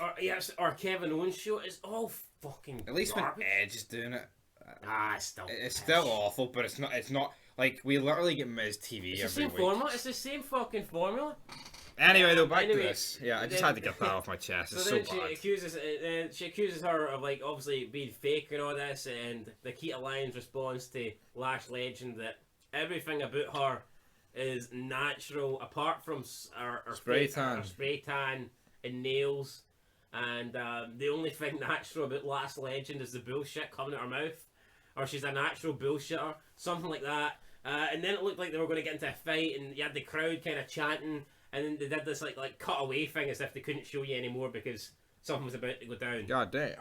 So these are 3 segments back to back that in my opinion were good. Exactly. And they'd probably be better if I knew who the characters were and I actually cared for them. But I mean, it was 3 things that have got me thinking, fuck, I want to see more. Whereas when you watch Raw, you're like... less is more. I mean, compare these 3 segments to the 24/7 title stuff. I mean, night and day. Night and day. Now, I'm not an NXT mark or whatever, but to me, I've always said it since day one. This 2.0 stuff's better than the black and yellow. The black and yellow's indie wrestling. Exactly. This is Adam Cole, baby. I mean, fuck off. This is good. The next segment as well. Fuck, this was good. Josh and Briggs and Brooke Jensen accuse Legado del Fantasma of beating up the something brothers. I'm not too sure what Creed brothers. The Creed brothers. Apparently they got attacked. The one of the guys said something along the lines of, "We beat them up, you'd know about it." the chick in the group called one of I think it was Brooks or Jensen called him a virgin or something like that. Then there was like a girl with her and she said something about have you done it yet? And he's like, no, we haven't done it yet. And he's like, no, we're not talking about that. We're talking about what was it? I can't remember. You explain it. Fuck, I can't remember. But it was funny. Nah, they were talking about they haven't done it yet, as in the match. Aye, but she's on about fucking his new girlfriend or something like that. Yeah, because in previous weeks basically just built up this. He's been speed dating or something. Yeah, and in fact, she's been helping him like do his profile or something. Oh, I can't remember because he's been trying to talk to this person for like 2 weeks. I think it's the same person, but I just can't remember particularly because they're kind of all like fucking same. But I'm pretty sure that's what they're going for here. But yeah, it was good. I mean, that's 4 segments that is better than anything I've seen on Raw. That's what I'm saying. No, but like the last people we've been talking about, like not all of them have had segments, but most of the stuff that they're in has been good the past couple of weeks. Aye, so yeah. And talk about what was also good. We had a last man standing match, LA Knight versus Grayson Waller. Some decent spots. The big bodyguard catches him when he falls off the scaffolding. Big elbow drop for the table. Shane McMahon-esque. Shane O'Mac-like. Before the referee could count to 10, Waller pulls himself up using the bodyguard to defeat LA Knight. So Grayson Waller wins the last man standing match. Really good. It was a good match, you know. Referee is pretty bulky as well. This referee's got muscles, hasn't he? Yep. Don't know who he is like, but you know he's got muscles. He's in the game. Good for him. Anyway, good match. Up next we have the Dawn of NXT, Tony D'Angelo, the Italian Tony dude. Soprano. I've seen this guy a few times. The character, I like it. It's better than anything you get on Raw. Last time I seen him, Pete Dunne buried him in a weaponized steel cage match. And see, I think that's another reason why I think McMahon's come back to like old where everyone has like a character. Yeah. I've seen you watch Raw. What is the characters? Like see Roman Reigns. What is his character? I've had a long title reign. That's it. I mean, that's essentially it. I know. What's McIntyre's character? Oh, I carry a sword. I mean, that's. Nakamura, I've got a crown. Boogs, I play the guitar, but there's nothing to it. Yes. That's like, oh, what's your character? I fucking play games on YouTube, mate. I mean, like, what? There's no fucking characters here. Well, there is on NXT 2.0, but not on the main roster. Anyway, I mean, I like this. He supposed he's going to be the guy, and yeah, again, he stood out. I'll tell you what, though, you can definitely tell by this stage, it's like the segments are carrying it. The matches are just... Yeah, I don't really care for the matches, but the last man standing match was good. But again, I think the reason I don't really care for the matches is because they're mainly women matches, and that's... Whoa. And talking about women matches, we had Lou Cherie and Kelly Ray versus Casey Catorzo and Kaden Carter, another Dusty Cup Classic match here. Kelly Ray's went from the world title feud with Mandy Rose to this jobber shite. And again, it's just like there's just so much women on it. They just shouldn't do another. Like we literally just had a Dusty Cup with the men, and then it's like, all right, we got another one. Could you imagine if we did a King of the Ring and then back to back with a Queen of the Ring? Yeah, it's too much. I don't know who won this match, to be fair. It was Kelly Ray and Lou Cherie. Okay. They had fans. And then next up we have Indy Hartwell and Persia Pirotta arguing. I mean, they were arguing who's the better athlete or whatever. Who's the better wrestler? Big Portsy turns around and says, "I carried this team." Aye, she carried this team. And she's like, "But I've won tag titles." And she's like, "I supported you," or thing with Dexter, and then she's like, "You what?" And so like rewind about the carrying the team shit. Where is Dexter? I haven't seen Dexter in a while. Get that guy back. He was fucking great. I mean, that stuff he done with Johnny Gargano. Johnny Gargano, that's the best stuff of Gargano's. Gargano will never do better than that. So he may as well just come back to NXT. Nope. But they're arguing over who's better. Indy Hartwell says that when she was out, when Persia Pirotta was out injured, she won tag team gold. Then Persia's Pirotta's boyfriend came in. Indy Hartwell told him to stay out of it, and that he's a lot of Australians and New Zealand's on this show. Yeah. Basically, they're going to have a match. She leaves. And Persia Pirotta's boyfriend says it looks like you're going to need a personal trainer. Then they start making out. Again, it just feels like raw and a bit edgy. And I mean, it's not Edge Lita live sex celebration, but it's stuff that you don't get on Raw or SmackDown. So. And that's it, guys. I mean, on Raw or SmackDown, I mean, it feels authentic. I mean, men and women can't even hold hands on Raw and fucking SmackDown. Yet you've got these two pure making out. So you've got that woman calling that guy a virgin and all this. You've got like sexual See, what is it? It's the USA Network. It's not me. It's not a different network. So what the fuck? Like, I don't get it. It makes no sense. Like, well, I mean, they've always said for years that bring out an hour show or something after 10 p.m. and an edgier product. Maybe this is McMahon experimenting with an edgier product. Wait this fucking long? Jesus Christ, McMahon. Well, that's the only thing I can think of, because this is definitely... Anyway, though, it's definitely edgier than what you get on Raw or SmackDown. Talking about edgy Oh, let's be real. What was the last thing on Raw or SmackDown you got that wasn't cookie cutter bullshit? Think. Was it not that thing where Jeff Hardy run over Elias? And he was drink driving? That's probably it. That's probably the last thing. That seems like ages ago. Everything else is... Pish. Manufactured promos that... I'm gonna Goldberg. Oh fuck! I'm gonna shoot my mouth. Edge, that promo's cutting an AJ. He used some word I've never heard, and it's not because I'm a dipshit, but I guarantee 90% of the audience don't know what this word is. But he said he was on top of something mountain. Brokeback? No, a something mountain, and then he ended the promo by saying, "The view is phenomenal." That's pish. But I bet you they think, "Oh, that's fucking great." He tied in phenomenal to his promo, and I'm thinking. And what? I mean, it's like fuck off. God damn. Anyway, MSK take on Imperium for the NXT tag titles. I'd love to say I care about this match. I don't. That'd be like a legend fucking, I don't know, talking about Orton and said, "Oh, the few up here is killer." You know, or fucking... It's a legend. or someone's cut a promo on Reigns. "When I'm on this mountain, I'm the head of the mountain." You know, like, fuck. I know, but anyway, NXT. Right off. Yes, I get it. NXT tag titles. Oh, Brock, when I'm on the top of this mountain, I'm the I next feel big like mountain. a beast. You know, like... I'm the next big mountain. Right. Anyway, can we get into the match that matters here? Right, Doesn't let's matter. go. Tag titles on the line. Creed brothers come out, disrupt it. Looks like we're getting a 6-way tag. One of the match. Creed brothers nearly killed someone in this. Went for a German suplex from the outside of the apron to the inside the ring and fucking drops the guy. The guy had to like use his hands, or else he would have probably been. I mean, Madcap Moss thought he had it bad. This guy, I think, probably would have legit had a broken neck, like Sabu or something like that. But see, like the Creed brothers in this Imperium, it's just like a bunch of guys. I don't know the Creed brothers, but see, just looking at them, I don't think I'd like them. They come across as just we wrestle guys, and that's it.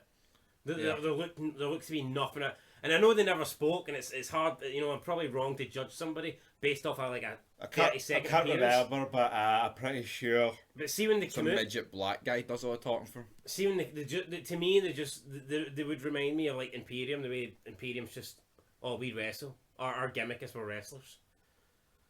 Yeah.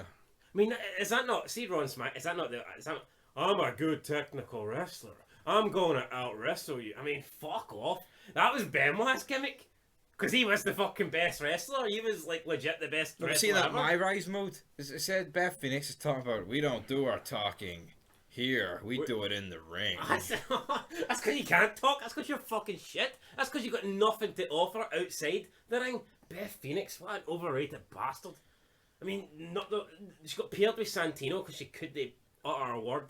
I mean, see if she never had some muscle, she'd have been absolutely nobody. Like exactly.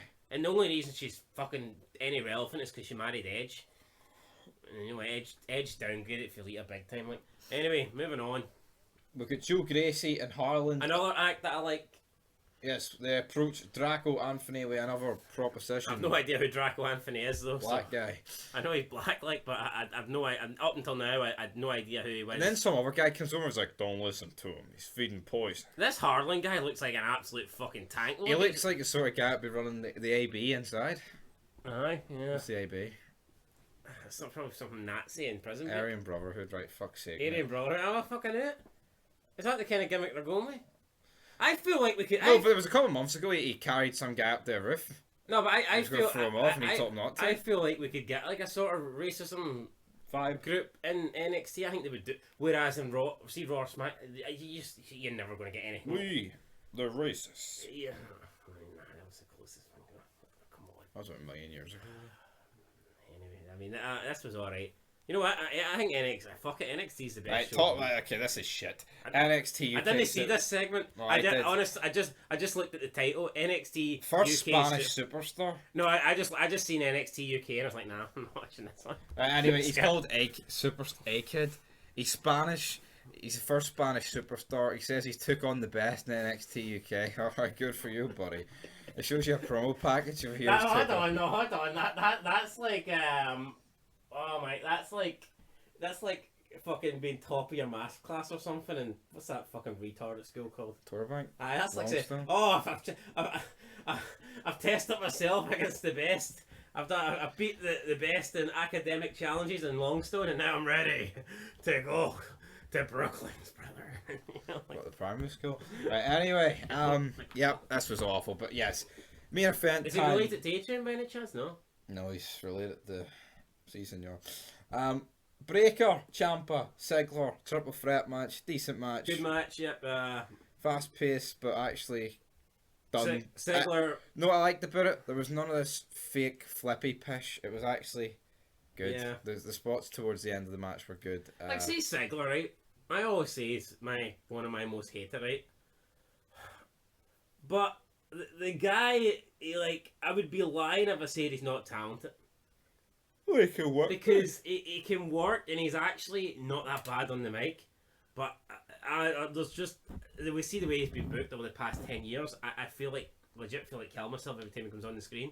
But he's by no means like the worst wrestler. He's not like the worst talent, but it's just someone I do not want to see.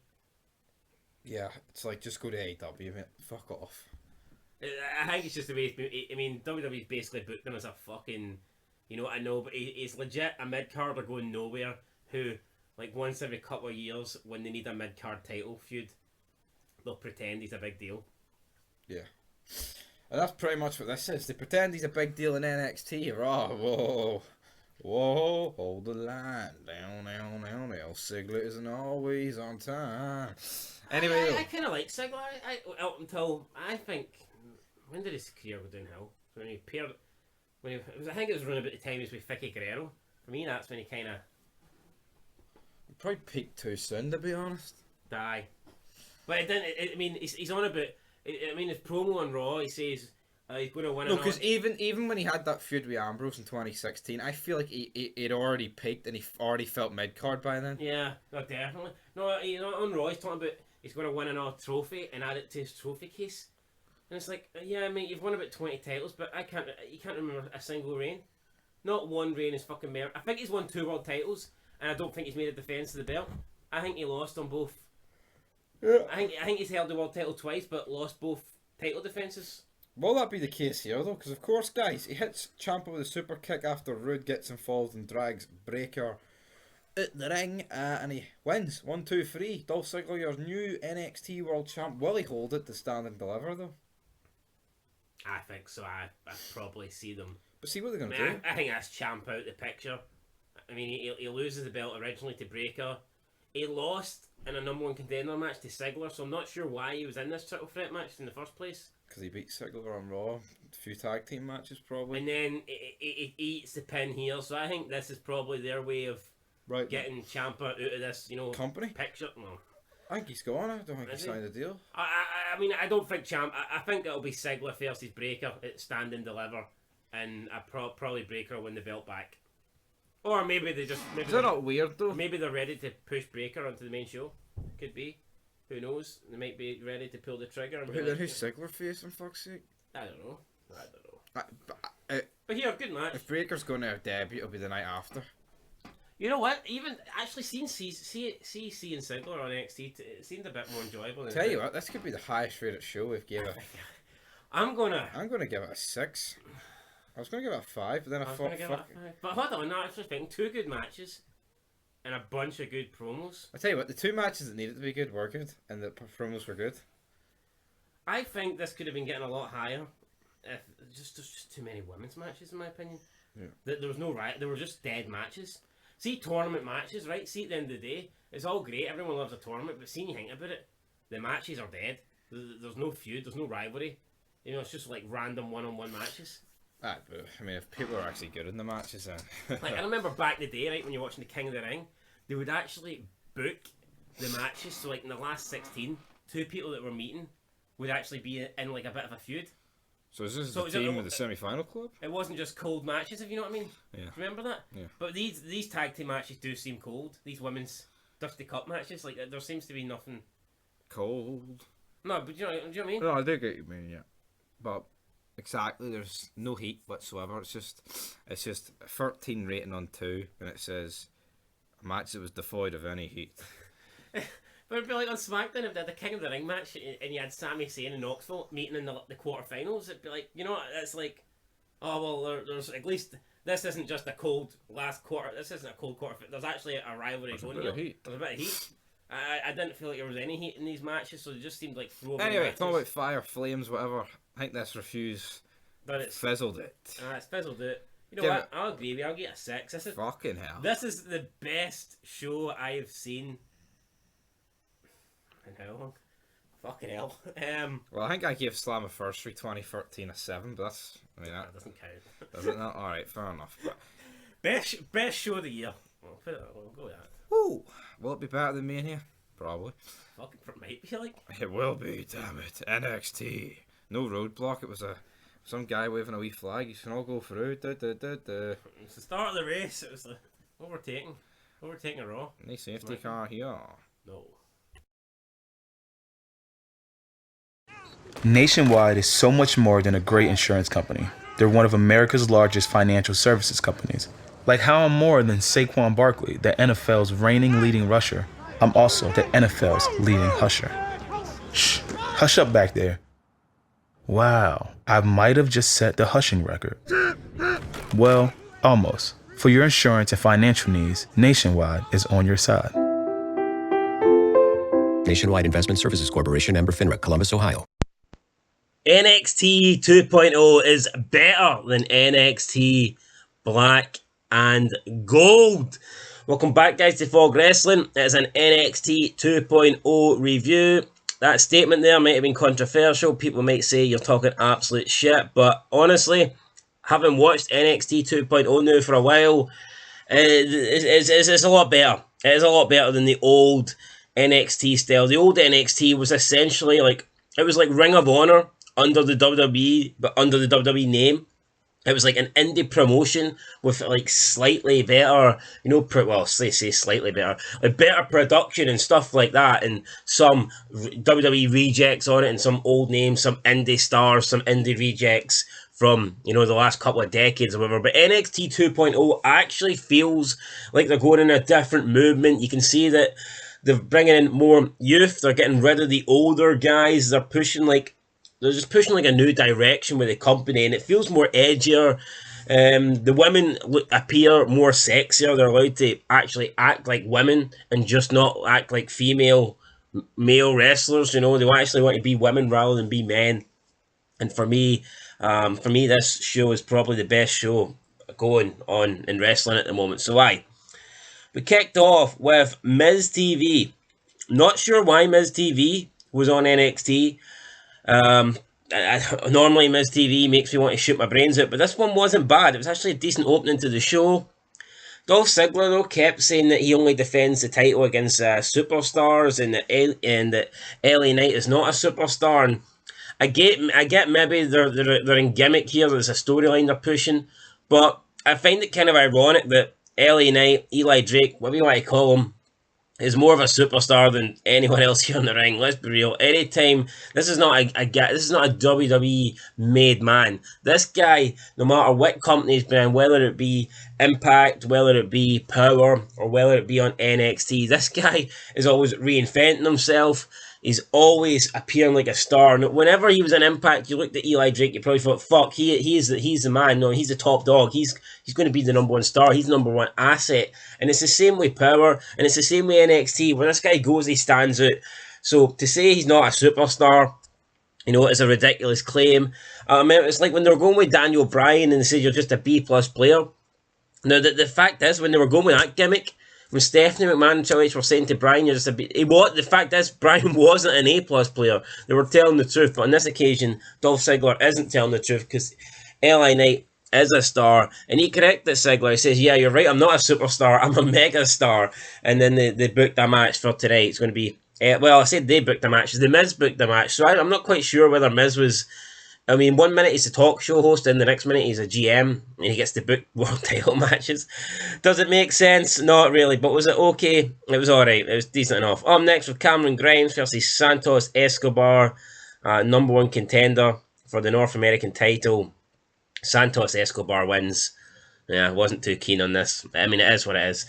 Then with a promo, Kaylee Ray and Io Shirai. I get to take it, they're teaming up to take on Toxic Attraction. I think they're in the finals of the Dusty Tag Team Classics. You know, it was Io Shirai with broken English and Kaylee Ray, and the Scottish accent sounds fucking terrible. So, aye, it was awful. It was awful. Then we had Toxic Attraction. Well, no, yeah, so Toxic Attraction were looking for their belts. So Cora Jade stole all 3 belts of Toxic Attraction, the women's tag titles and the women's championship. Toxic Attraction went looking for them, came across Wendy Chu and Dakota Kai. They basically said, you should be thanking us because we took out Raquel Gonzalez.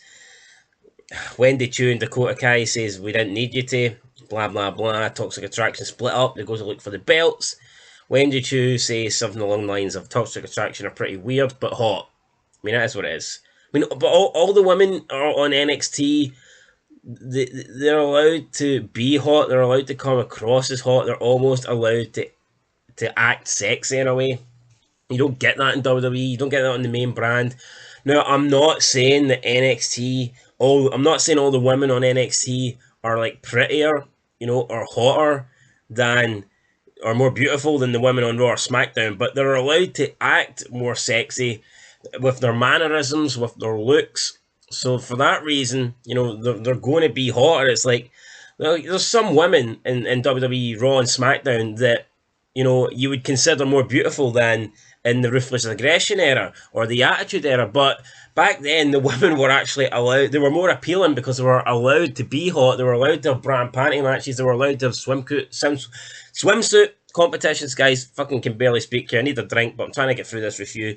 And my point is, you know, they were allowed to be sexy. And sometimes, I mean, let's be real. Sometimes a 6, I'll break it down, right? Just for argument's sake, like a woman that could be a 6 out of 10, if she's allowed to like act sexy and act like a woman and sexualize herself, then she may appear hotter than a woman that is like, say, an 8 out of 10, but she's the woman who's 8 out of 10 is not coming across as a woman. She's coming across as just I'm a wrestler. I'm a female wrestler. You know, nobody wants that. And on NXT, you can see they're getting away from that. But yeah, I'm not going to go on a rant, guys, because I need a drink and I don't plan on ranting too much. So up next with A-Kid versus Kushida. A-Kid wins. It was his debut. He hit a phony looking, you know, ringboard DDT off the top rope. Looked shit.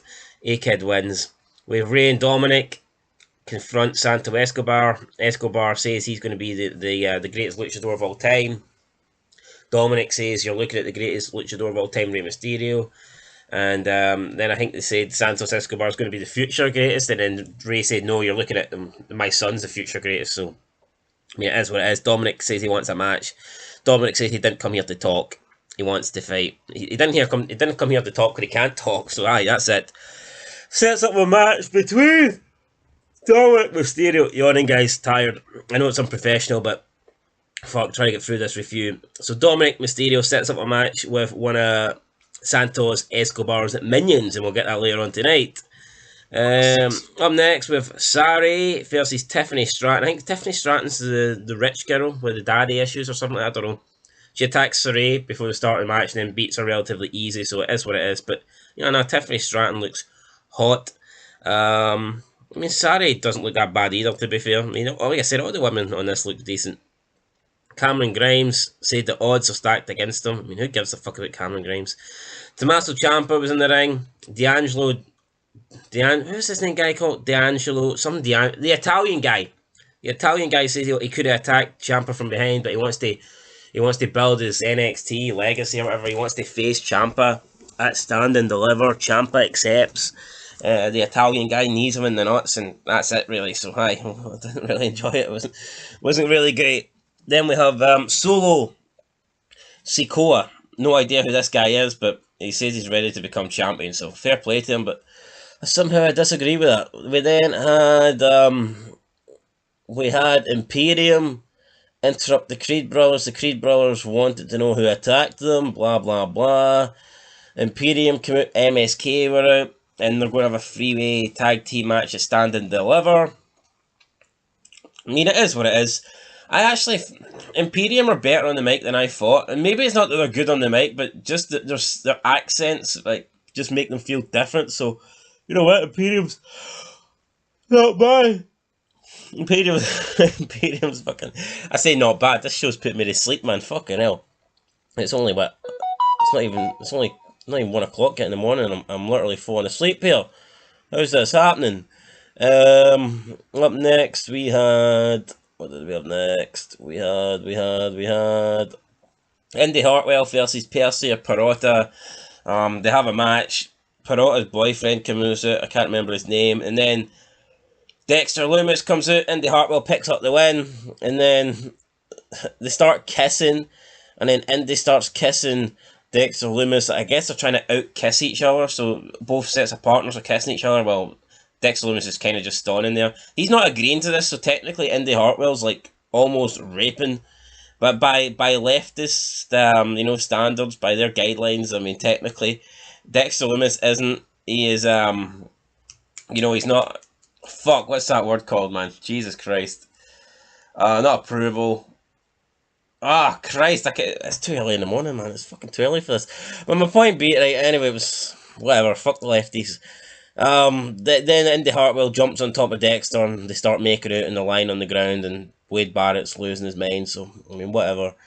I mean, it's cool to see some male-female, sexual activities or whatever, but it just didn't really make a lot of sense, did it?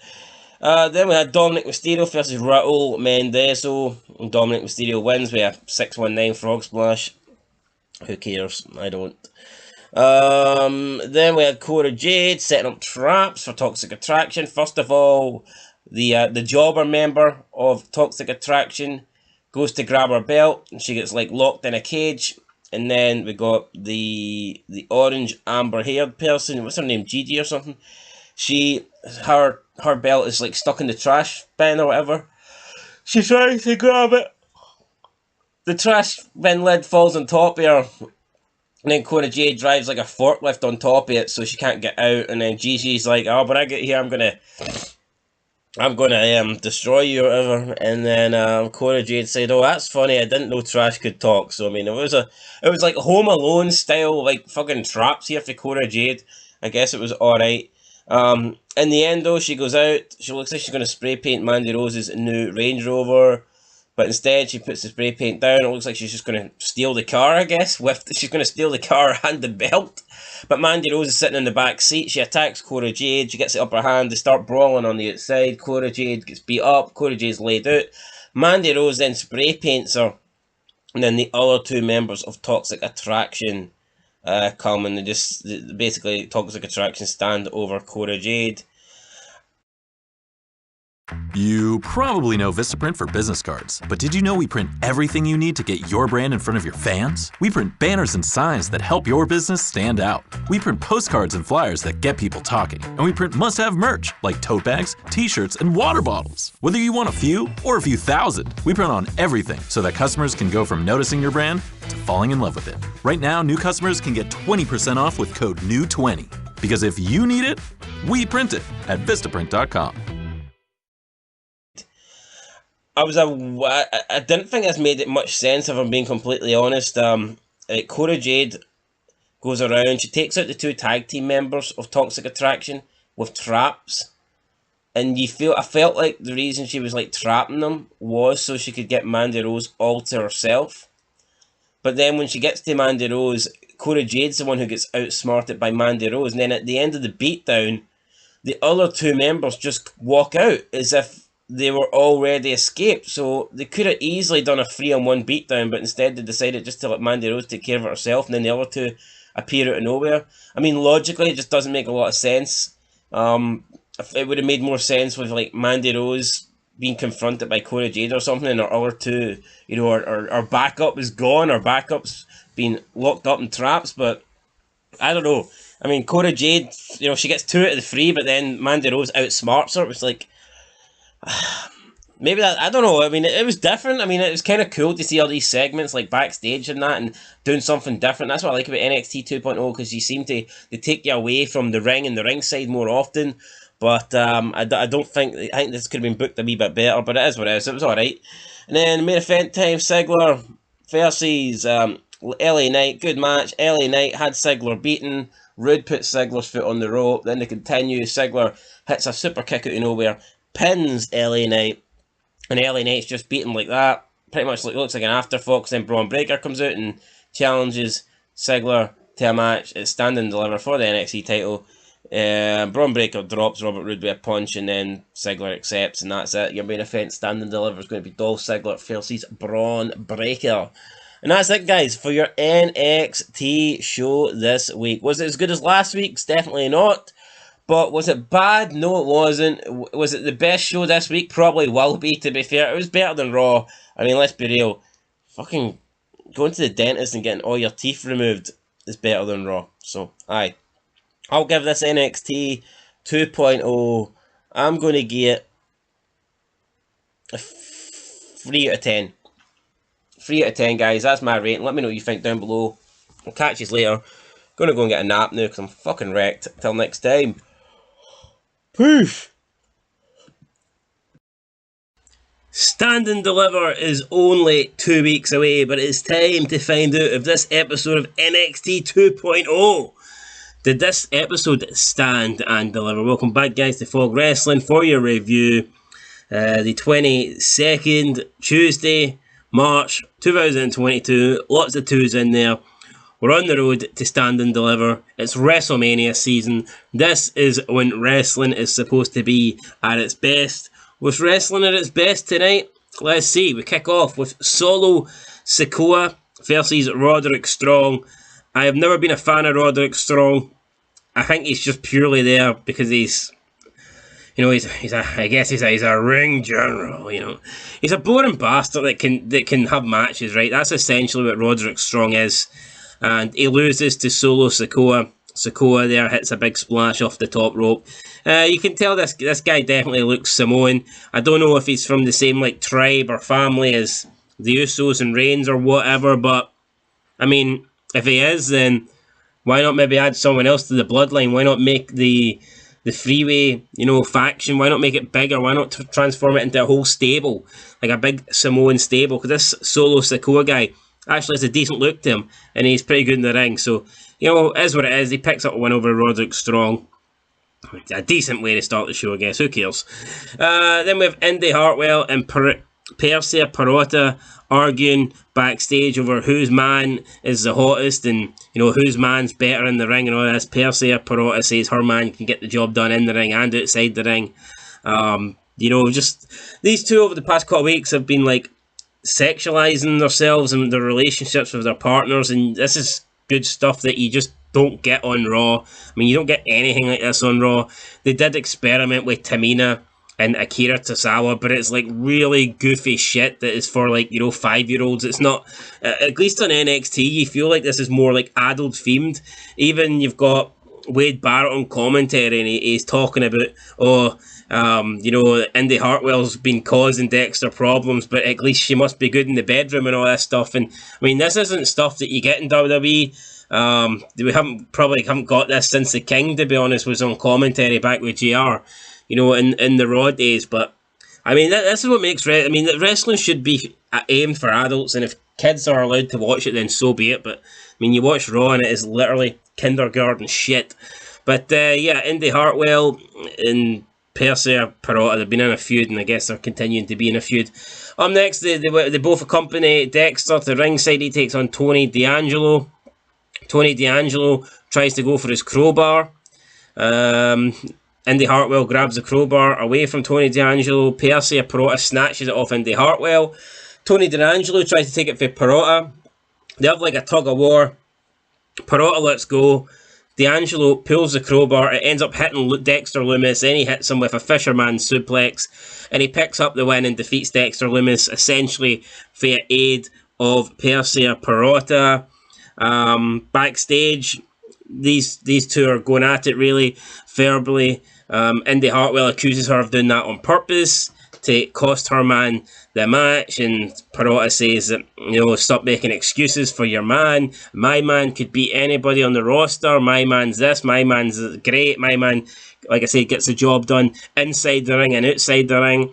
Percy Peralta says, you do realise you're dating Duke Hudson and not John Cena. So even John Cena's getting a mention on NXT.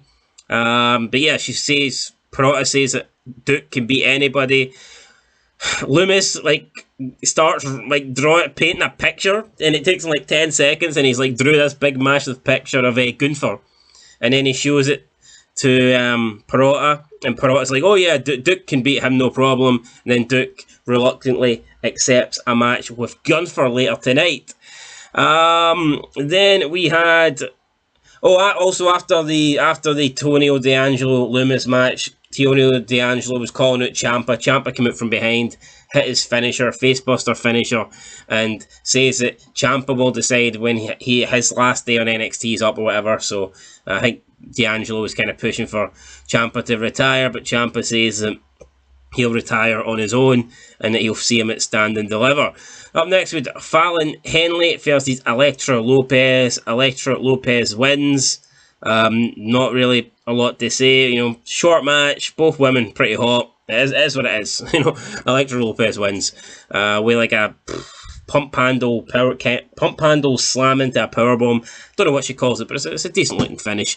Then we had Joey Gacy on, I don't know if it was a Zoom call or a video or whatever, but he was trying to get Draco Anthony to join his cult.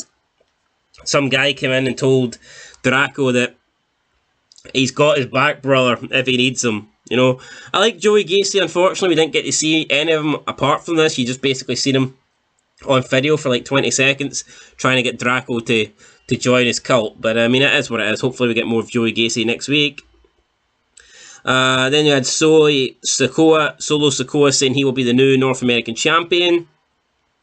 Then we go to Chase University. We've got Bodie Hayward. He is reading his essay, and he's talking about how he showed courage to turn up with a black eye after getting beat up. Someone in the audience puts a hand up, gets to ask a question, and Bodie Hayward goes, "Really, you going to interrupt me when I'm doing my fucking essay?" And he starts swearing at the guy, berating the guy, and Andrew Chase is like, "Wow, Bodie, what made you come over like this?" You know, he's wondering why Bodie's acting like this, using this kind of language.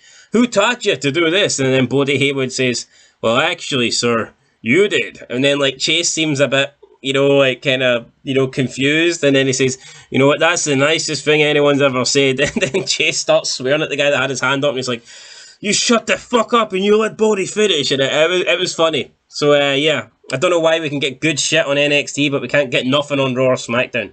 Makes no sense to me. Then we had A-Kid versus Grayson Waller, qualifier for the North American ladder match. Grayson Waller wins.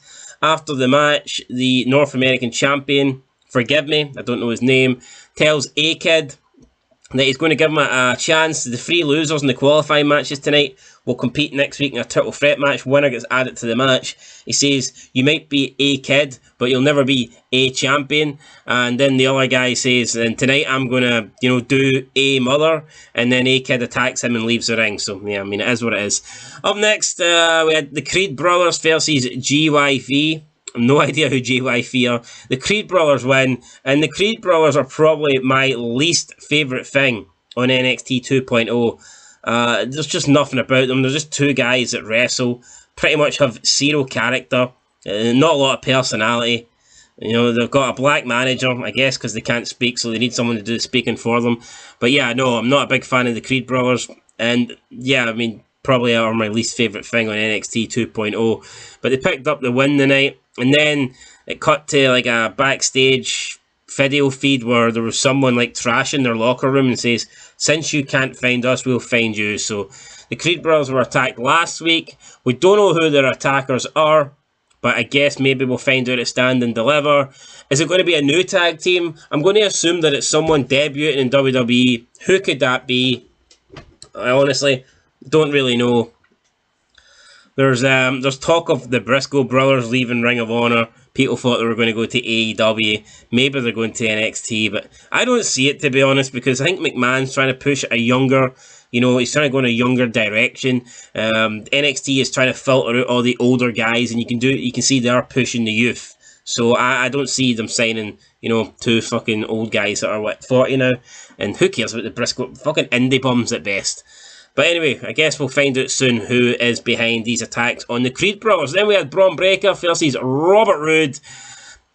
Straight up, I think Robert Roode's entire WWE run has been terrible.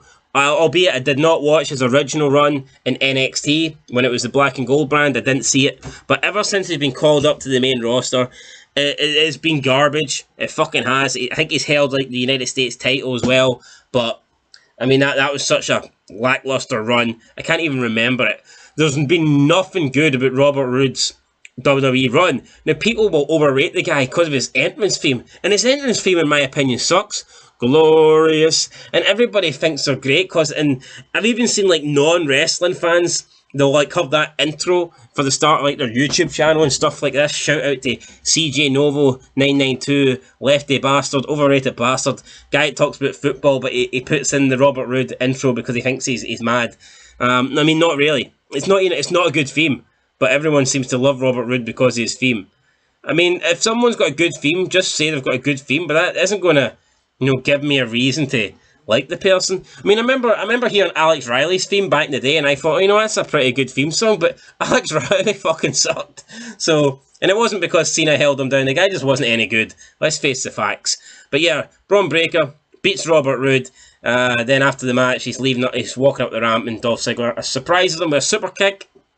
Says he'll see him at Stand and Deliver. Says that Braun Breaker isn't on his level and that the only time he will drop the NXT title is when he wants to. And what level is Dolph Ziggler on? Seriously, mid-card mediocrity? Like what level? I mean, this guy has been doing absolutely nothing. Dolph Ziggler, he's a lower mid-card guy at best. That WWE, every couple of years, they'll decide that they want to try and give him a little push to put him in a title match. Then he's been teaming with Robert Roode, the Dirty Dogs, woeful tag team that nobody cares about. Yeah, I mean, Dolph Ziggler. I mean, I really hope that I didn't think I would be this infested in NXT, but I really hope that Braun Breaker beats Dolph Ziggler at Stand and Deliver. And he has to, in my opinion. Has to. Up next, we have Duke Hudson versus Gunther. Gunther picks up the win. Is what it is. Yeah, so Gunther wins. Fucking. Who cares? And after the match, Gunther says he's sick of being overlooked while others get title shots because of their mouth. He calls out Eli Drake. Eli Drake goes to talk. He says, "No, you shut up. I talk, you listen." I know that doesn't sound like Gunther, but fuck it. We'll go with it anyway. He says that Eli Drake, no, it's not Eli, it's LA Knight. Why am I calling him Eli? LA Knight. He says that LA Knight, his mouth talks him into championship fights that his talent can't win him. And he says that LA Knight is what's wrong with the current wrestling. I mean, I disagree. I mean, what's wrong with current wrestling is boring bastards like Gunther that has absolutely nothing apart from his in-ring ability. And this guy's lost a lot of weight, yet he's still a flabby mess. I mean, I don't know if he was told to lose weight, but he's lost weight, but his physique hasn't got any better. He's just lost weight, and he's still flabby as ever. So, I mean, Gunther, at least put a bit of muscle on. It's weird because they cut a promo about how Americans are fat and all this stuff. Yeah, I mean, look at the state of this guy. Come on. I've seen fucking more muscles on the beach. Then Gunther goes to talk more. Eli Drake shuts him up, and Eli Drake says, "Well, I was going to try and book a match for Stand and Deliver with my mouth, but instead I'll use my fist." LA Knight hits Gunther. Imperium start beating up LA Knight, and then SCU come out and help Eli Knight, and Gunther gets dropped and then thrown at the ring by LA Knight. It was an okay bro. I mean, the promo wasn't that bad. I mean, I know I've just bashed Gunther there. I guess he did it. I think when you're foreign, it's like, even if you're shit at promos, it's almost like it's kind of accepted because you've got a weird accent, and it's this kind of promo just suits Gunther. if he was an American and he spoke like this, then you'd be like, holy shit, this guy is fucking horrendous. But because it's that kind of language barrier, I mean, I think you kind of just let him away with it, don't you? Give him the benefit of the doubt. Cameron Grimes says he's one last chance to, his one last opportunity to stand and deliver. I mean, fuck Cameron Grimes. Don't want to see him. Then we had Indy Hartwell and Persia Pirotta hug it out. Duke and Dexter had a handshake. Dexter then slapped Duke on the chest and gave him a thumbs up. So, yeah, I guess that was, it was entertaining. And I like the way this is weaved throughout the show. I mean, you've got this whole Indy Hartwell, Persia Pirotta thing, right? On a 2-hour show, we've got 4 different segments. We've got two matches and 2 backstage segments. Like, why can't we get that with the main people on the main roster? Why can't we get Brock Lesnar and Roman Reigns and Paul Heyman? Why can't we get them filtered throughout the show instead of one and done? I don't get it. If they can do it right on NXT, why can't they do it right on the main fucking show? Then in the main event, it was Io Shirai and Kaylee Lee versus Dakota Kai and Wendy Choo in the Dusty Cup Final Classic, right? I've got to rant on this. The Dusty Cup, the Dusty Classic tournament, whatever. When they first done it, I thought it was going to be like a one-off thing, and they were just trying to, pay respect to Dusty or whatever, mention his name in a tournament. But now they're doing it every year, like a sort of King of the Ring thing, and to me it just waters it down. I mean, it's like the Andre the Giant Battle Royal. I think if they had that just 1 year, and Cesaro wins it by tossing it Big Show, that does more for Cesaro. That's like a moment where you can go, holy shit, Cesaro won the Andre the Giant Battle Royal. But when you bring it back every year, Cesaro's first win is meaningful, right? It's meaningless. It doesn't really matter anymore. It gets watered down. And it's the same with this. I mean, you just don't remember winner after winner. It's not like the Royal Rumble where it's a thing that leads on to WrestleMania. I think that's different. But like tournaments like these, I think should just be done like once in a while. Or maybe like once every 4 years, like the World Cup or something like that, Or, it's things that happen. The Olympics, like every 4 years. I mean, to do this every single fucking year, I think it's a bit overkill. And then Io Shirai and Kaylee Ray win. I think out the 2 choices here, they were the only team that was going to win, realistically, if you look at it.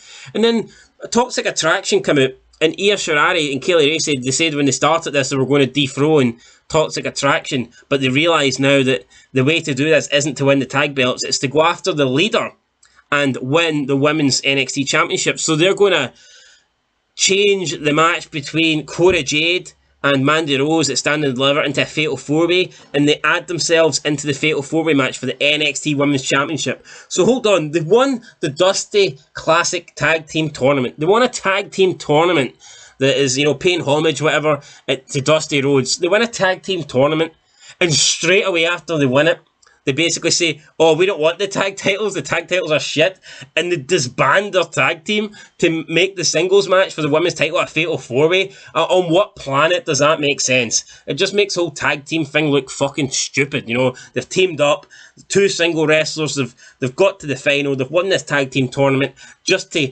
straight away say, nah, we don't care about the tag belts, we're going after a singles belt, It was dumb, it was daft. And I had a big issue with that, but I mean, it is what it is, guys. That's how the show ended. Then there was a brawl. Toxic Attraction outnumbered them 3-2. Cora Jade came in to make the save, and then they had a face-off between 3 sets of women. Who knows? Maybe we'll get a 6-women's tag match next week. I mean, the show was alright. I mean, it was enjoyable, but again, I did think the ending was fucking retarded, that they win the Dusty Tag Team Tournament just to go after the women's singles title. That was stupid. I don't like the Creed brothers, and there's a couple of other people that have just no interest really on the show. But overall, I mean, it was entertaining. It was decent. I'll give it a 4 out of 10. I mean, yeah, I really liked the Bodie Hayward segment. The matches, I guess, were okay. I mean, it is what it is. 4 out of 10, guys. That's what NXT's getting this week. Let me know what you think down below. Miles better than Raw. Absolute miles better than Raw. And it is sad because you at least Raw... I mean, Raw has people like Edge and AJ Styles and The Miz and Seth Rollins and Rey Mysterio. And Raw should be way better than NXT just based on those guys alone, yet it's not. It's sad. It's fucking shit. But that's it, guys. Till next time, let us know what you think down below. Catch you later. Peace.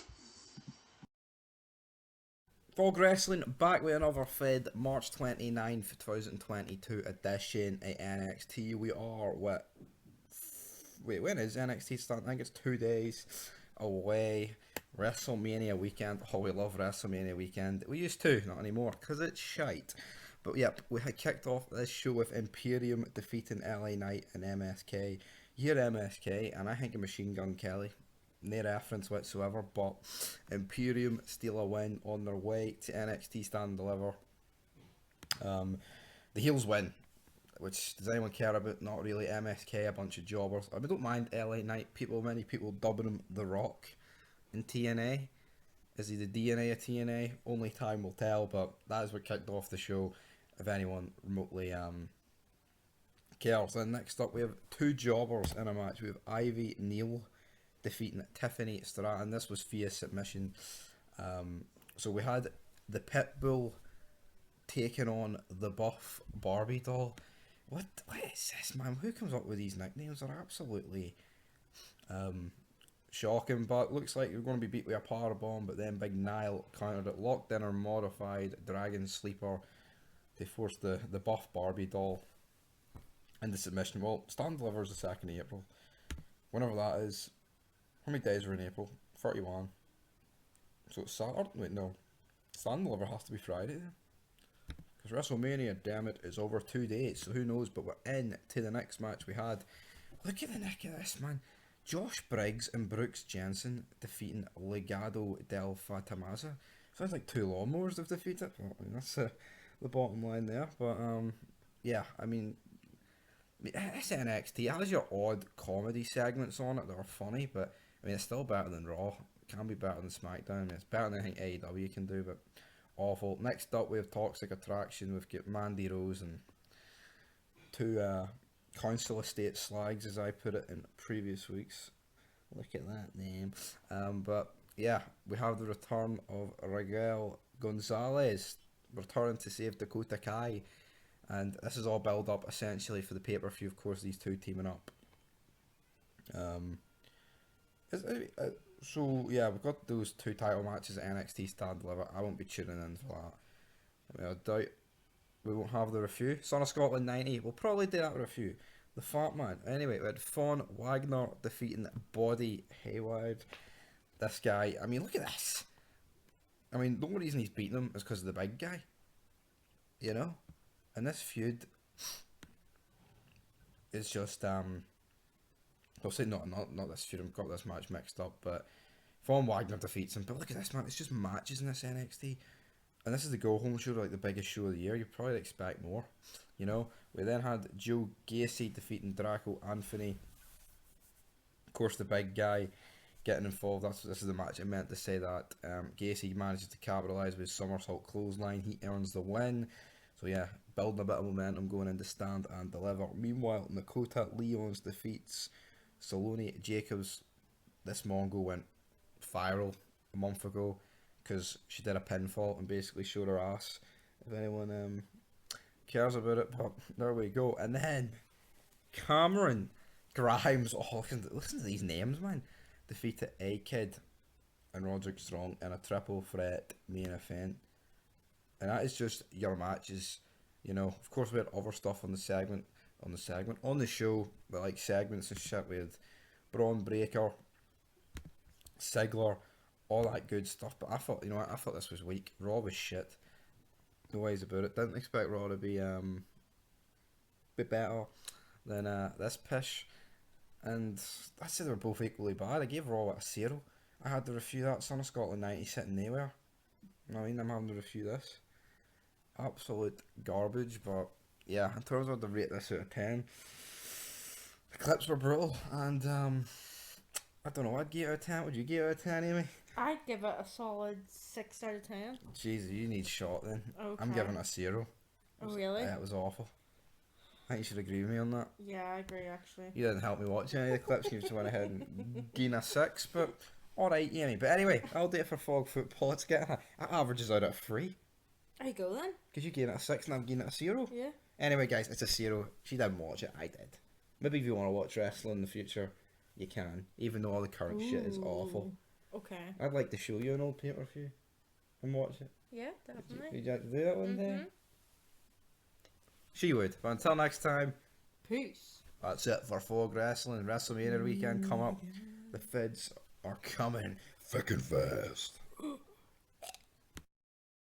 In the iconic words of Vincent Kennedy McMahon, welcome to WrestleMania! Post-show edition of NXT. Although technically that isn't true because NXT wasn't a part of WrestleMania. So we'll redo it.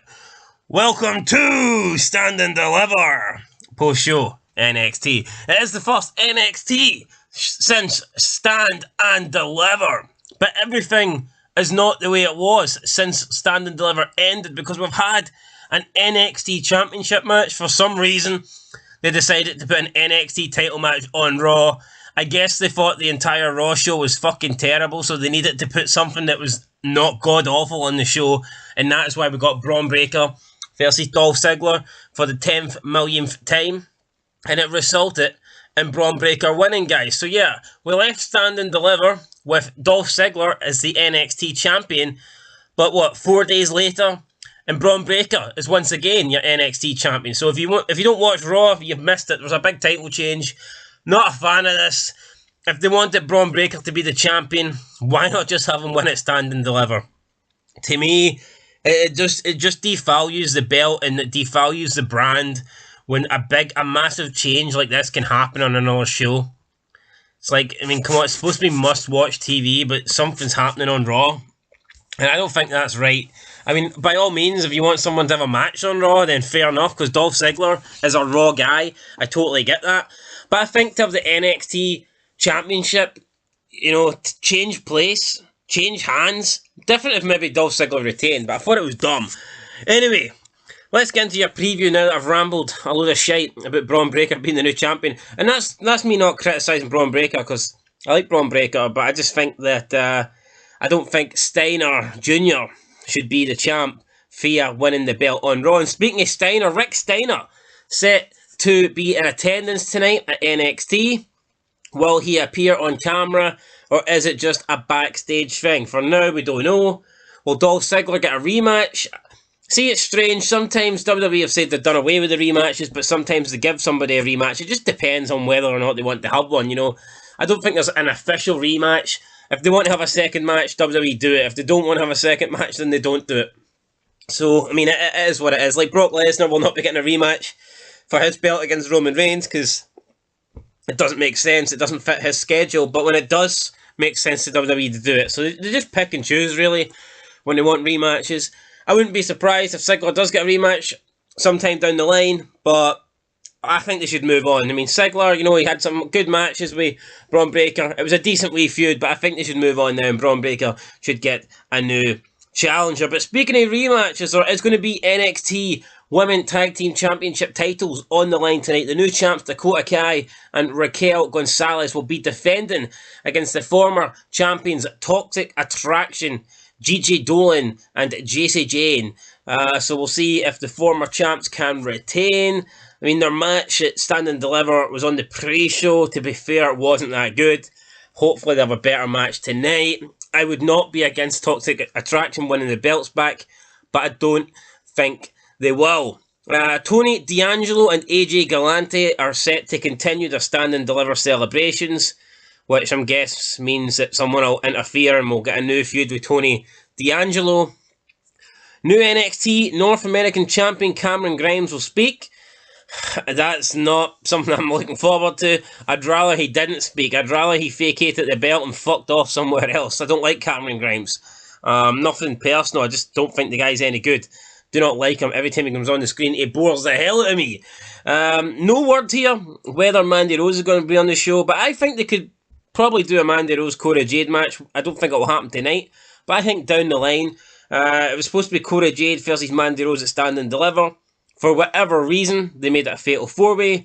Maybe they didn't think that one-on-one match was big enough for the pay-per-view. Maybe they wanted to fit more women onto the card into meaningful matches, and that's why they made that fatal four-way. I don't know, but I actually kind of enjoyed the build-up. I enjoyed the rivalry between Cora Jade and Mandy Rose, so I would like to see them get a one-on-one match down the line. And I mean, I would probably like to go one-on-one with Mandy Rose down the line, or tonight, or anytime she's free, really, but that's not going to happen.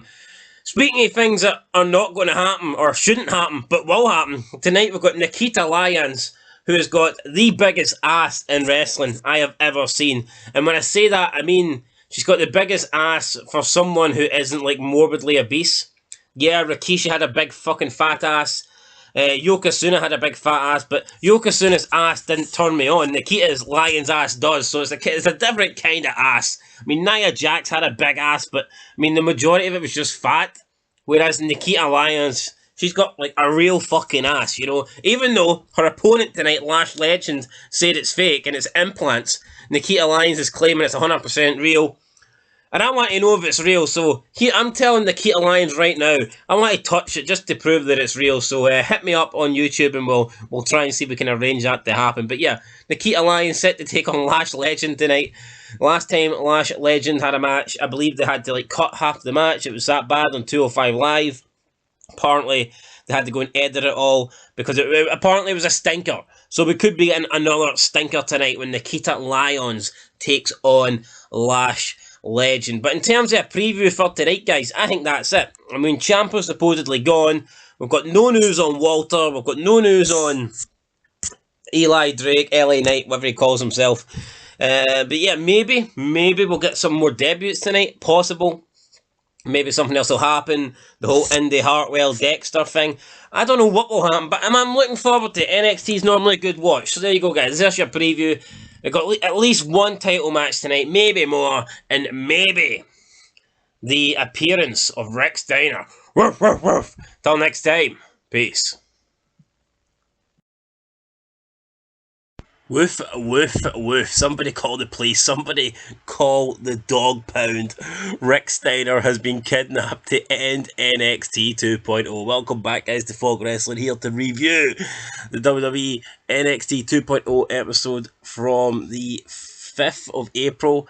And what an ending to this show. Absolutely epic. Rick Steiner popping up on the big screen, locked in a cage with rope tied around him. We'll get more on that towards the end here, but fucking hell, that ending was insane. Was not expecting that at all. I missed the opening 10 minutes of the show, but in the first 10 minutes, Walter, or Gunther, whatever he's called these days, came out. He challenged Braun Breaker to a match tonight, and Braun Breaker decided to put the title on the line. Even though he's been in a lot of wars with Dolph Ziggler over the past few days, Braun Breaker is a fighted champion, and he agreed to fight Gunther in the main event tonight for his belt. Then, speaking of fighting, there was a brawl between the Creed brothers and the other two members of Imperium, Eichner and Marcel. This led to a tag team match. The Creed brothers won after Marcel appeared to just walk out on his teammate, or was it Eichner that walked out? I think it was Fabian Eichner that walked out. Regardless, he walked out, he abandoned his teammate. The Creed brothers won, and it looks like they will be next in line for a shot against MSKU, or the tag team champs, whatever they're called. But before they could celebrate, the Creed brothers get attacked from behind. A couple of guys that look like they're from Lord of the Rings or something. They took their masks off and they look like they're from the fucking Lord of the Rings. They both look the exact same, only hair colours different. Apparently, they're from NXT UK, which you could not pay me to watch. So yeah, I've no idea who they are. Then we had Cameron Grimes come out, talked about winning the NXT American title and how it meant a lot to win this for his dad. He was then confronted by Siko Solomo, the Samoan dude. He wants a title shot, and they agree to have a match next week, and they have a face-off. So, I mean, so far it wasn't the greatest at NXT, but it gets better, guys. Trust me, it gets better. Then we had Dexter Lumis versus Duke. I'm not too sure what the other guy's called. Duke. They basically have a brawl. It ends in a double count out when both guys can't get back in the ring, even though their respective partners are trying to help them. And then it ends with PLC and Duke making it. So it looked a bit phony, like, but I mean, it is what it is. Up next, we had Toxic Attraction versus Dakota Kai and Raquel Gonzalez. Rematch for Stand and Deliver. Titles on the line. And this match was better than the match they had at Stand and Deliver. It was actually really good. Fun match. interference. You had Wendy Choo came out, but before she could get involved, Mandy Rose comes from behind, throws her into the ring apron, then slings her into the steel steps, takes care of her. Raquel Gonzalez was selling an injury throughout the whole match. Toxic Attraction worked on the leg. They hit their double team maneuver, and they managed to defeat Raquel Gonzalez to become tag team champions for the second time. We then went to see him backstage. Dakota Kai was extremely pissed off. She was smashing shit up and said that Mandy Rose is not safe. It then got announced later that she would be facing Mandy Rose next week for the Women's Championship. So I think they announced 3 title matches for next week. Tag titles, Women's title, and NXT North American title. So a shitload of title matches. We had 2 title matches this week, and it looks like we're getting 3 next week. So lots of title matches here on NXT. Mandy and the other 2 members of Toxic Attraction, GJ and JC, or whatever her name is, celebrate it, and they left the arena with all the belts. Then we had Tony D'Angelo and AJ Galante come out, and he made him the official new Dawn of NXT. So basically, he's the new man, he's the new Mafia, he's the new head guy, he's the new boss. But we already knew that, so I thought this segment was a bit stupid. He basically had like an image on the Titantron that said D'Angelo was the new Dawn, and then D'Angelo was marking out as if something great had happened, and it was like, I mean, it was nothing special. But yeah, I mean, so then we move on, but D'Angelo is the new Dawn, and he put a ring on his finger. Thought he was going to fucking marry him for a second. Up next, we had big ass Nikita Lyons versus someone whose ass is also pretty big, Lash Legend. They had a really fun, entertaining segment a few weeks ago on Lash Legend's TV talk show. So now they were having a match tonight. Pretty competitive match, but Lash Legend lost to Nikita Lyons. Nikita Lyons again winning with her leg drop, ass drop maneuver, putting Lash Legend away, and Nikita Lyons remains undefeated on NXT. And yeah, no, it looks like things are going pretty well for her, but this match was solid, you know. 2 inexperienced, 2 bigger girls going at it, scrapping, and it was pretty fun. It was an exciting match. Then we go backstage. We have D'Angelo. It looks like he's leaving the arena. Santos Escobar comes with his crew, shakes his hand, and he says, "Do you want to know some advice? Being a boss, one boss from another boss?" D'Angelo's like, "Yeah, sure, give me the advice." And Santos Escobar tells him to stay out of his way. So I mean, it kind of gave you like Godfather vibes or Soprano vibes, which is cool. I mean, to me, this is 10 times better than, you know, vanilla midgets in trunks pretending to fight, pretending to wrestle. I would rather see, you know, this over that. For me, this is way better than the NXT Black and Gold. You've actually got characters. I mean, who cares? People are complaining that D'Angelo's playing a stupid gangster character. Well, that's better than playing a wrestler, playing a technical wrestler. Technical wrestlers, everybody's gimmick in the indie scenes. At least this guy is, you know, doing his own thing. He's got a character, personality. It's good, in my opinion. But anyway, yeah, it was a fun wee backstage segment. So I don't know, both of these are supposed to be heels. Maybe D'Angelo's going to be turning face soon. I mean, who knows? Could be a feud with Santos Escobar coming up next. But speaking next, it was main event time. It was Braun Breaker versus Gunther. Now, I was a bit surprised that they were having this match, because I thought maybe this would be a match for, like, saved for a pay-per-view, but it wasn't. And they actually had a legit match, and it was a solid main event as well. Braun Breaker was dominating in the early goings, then injured his arm. Gunther took over. Gunther was hitting Braun Breaker with every move in his arsenal. He hit him with a powerbomb, hit him with a big splash. He was hitting him with all sorts of chops, all sorts of suplexes, but he could not put Braun Breaker away. Braun Breaker continued to kick out time and time again. Gunther went to the top rope. He made a mistake. He jumped off, and Braun Breaker crashed through him in half with a spear. It was a Goldberg-esque spear. Then Braun Breaker lifted him up, gorilla press slam, and he picked up the 3 count. And to hit that move on someone the size of Gunther, really impressive. Braun Breaker wins the match, retains the NXT Championship, And you thought the show was going to go off there with him celebrating, but it pans to the Titantron, and it's like a face close-up of Rick Steiner, and Rick Steiner says, son, congratulations on your match. And then the camera begins to pan out, and the next minute we see Rick Steiner, he's sitting down, and he's like, he's got this yellow rope tied around his arms and his body so that he can't move, and then it pans out even further, and he's locked in a cage, and then it pans out once more, and we see Gacy and the other big fucking freak standing there, and it appears that Gacy has kidnapped Rick Steiner, and he then went on to tell Braun Breaker about family and repercussions and stuff like that, and we've got Rick Steiner, you know, just sitting there in the cage, like a caged dog, and Steiner's sitting there, Braun Breaker's looking on, and, you know, NXT goes off the air with Rick Steiner kidnapped in a dog cell. So insane stuff, absolutely epic ending. Was not expecting that. I don't even think Braun Breaker was expecting that, but yeah, there you go, guys. Interesting show, some really good matches. Promos weren't really up to scratch, but I mean the ending for me was really, really enjoyable. I mean 10 times better than Raw, guys. I'm gonna give this a 5 out of 10. I'm going to give this show a 5 out of 10. I like the matches were alright, but I thought the promos could have been a bit better. But the ending was spectacular. Did not expect to see Rick Steiner kidnapped in a dog cage. But anyway, guys, that's it. I'm giving it a 5 out of 10. Let me know what you think down below in the comments. Until next time, like, share, subscribe, and I'll catch you later. Peace.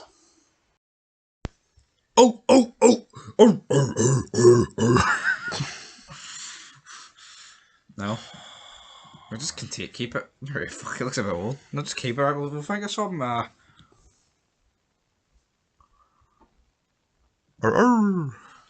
Steve, fuck up. Hurry up. You know, they say all dogs are created equal, but I look at Rick Steiner, I look at Scott Steiner, brother, and Scott Steiner's just that little bit more superior. No? We don't mean to say, I don't know what to say. An intro, fucking some, not, well, welcome back guys to Funk Wrestling. No, you need like a officer team.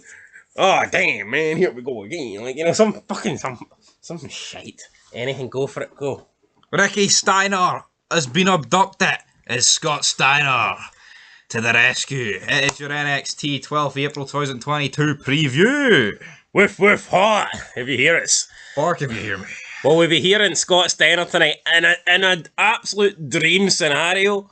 Scott Steiner would turn up tonight with a baseball bat looking for his brother, but we know that's unlikely to happen. So let's talk about what is likely to happen on tonight's NXT show. This is your NXT preview for the 12th of April 2022. We've got 3 title matches tonight.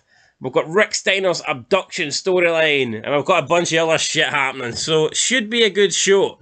First of all, we'll talk about the tag team title match. NXT 2.0 will feature a vacant NXT tag team title match and a 5-team gauntlet match. The titles were declared vacant last week after it was reported that MSK's Nash Carter was released over abuse allegations by his wife, which is absolutely false. But anyway, she's still under contract to Impact Wrestling. Fuck all's happened to her. He's lost his job with WWE. I mean, there's, you know, nothing fair about that, even though he hasn't done anything and she's lying. She's still I mean, anyone could make an allegation, could be gone. Yeah, you know, yeah, it's just not right. WWE still not acknowledged it, but they have acknowledged that the titles are now vacant. And not even that, what's going to happen to the other guy, Wes Lee? I mean, he could, you know, they might not have any plans for him as a singles guy, and he could end up just doing nothing and then get released as well in 6 months' time. So innocent until proven guilty. Unless you're a man, damn it.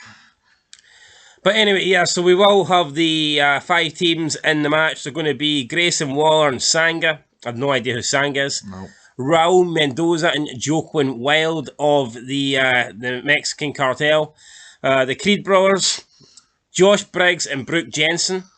I don't know who that is either. Kit Wilson and Elton Prince of Pretty Deadly. Yeah, so I mean, 5 teams here. I want none of these teams to win the belts. But somebody's got to win. So yeah, that is the NXT Tag Team Title Gauntlet match tonight. I mean, it could be a fun match, but who knows. NXT Women's Champion Mandy Rose will defend against Dakota Kai. Dakota Kai doing absolutely nothing to earn this title shot. But I guess she's getting one to try and increase the ratings. I don't know. For me, Dakota Kai shouldn't be getting a title shot. It doesn't make much sense she's getting a title shot, but she is. So, I mean, she lost her tag titles last week, and in fairness, it wasn't even Mandy Rose really that cost Dakota Kai the titles. It was more the case of Mandy Rose stopping outside interference. Is this a special edition of NXT? Because 3 title matches seems like an awful lot. Well, we had 2 last week. The North American Championship was on the line as well. New champion Cameron Grimes will be defending against Solo Sikoa. I do not like Cameron Grimes at all. Nope, he's a vanilla midget. Just look at the guy. I'm hoping he looks like Adam Cole and all those Undisputed guys wrapped in the one. And Cameron Grimes. It's a shit name as well. I hope he loses tonight, but it's probably not going to happen. We've got Kushida taking on Von Fagner. Von Fagner was bullying somebody last week. Kushida, or was it 2 weeks ago? Can't quite remember. Kushida stepped up to him, and obviously that's leading to a match tonight. So we'll see what happens in that. And most importantly, Rick Steiner, what's happening? Yeah, Rick Steiner was kidnapped last week, abducted last week. We've seen him as NXT went off the air. He was locked up in a cage. He was locked up in a dog pound by Gacy and Harlan. So we're expecting NXT to follow on from that. I don't know if Scott Steiner's still going to be locked up, because that would give you the impression that he's been locked. I don't know if he's still going to be locked up, because that would give you the impression that he's been in a cage for 7 days. So I don't know what's going to happen. But yeah, hopefully they still go with this storyline, because I mean it was actually interesting. You know, NXT went off the air last week with, you know, an abduction. It went off with a cliffhanger, whereas Raw and SmackDown went off with just the Bloodline talking shit, as it normally does. So, I mean, NXT had a much stronger finish last week, and hopefully... Okay, give you a reason. I mean, that is a reason to tune in. Oh, what's going to happen with Rick Steiner tonight? Scott Steiner going to be... There's so many questions. With the Bloodline, it's just...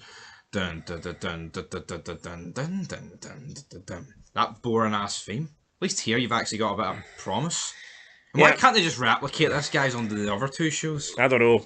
People say McMahon's lost touch, and McMahon's the problem. Apparently, McMahon has a bigger impact on NXT 2.0 than he does Raw or SmackDown. I can't believe it. Apparently it's McMahon has got focusing most of his time on this. He's the one with the most input on this show. Because when they said, oh, McMahon's going to have the final word on this, they were all like, oh, that's it, went out, it's going to go to shit. But for me, I mean, this is the best brand at the moment. It's the best NXT's ever been.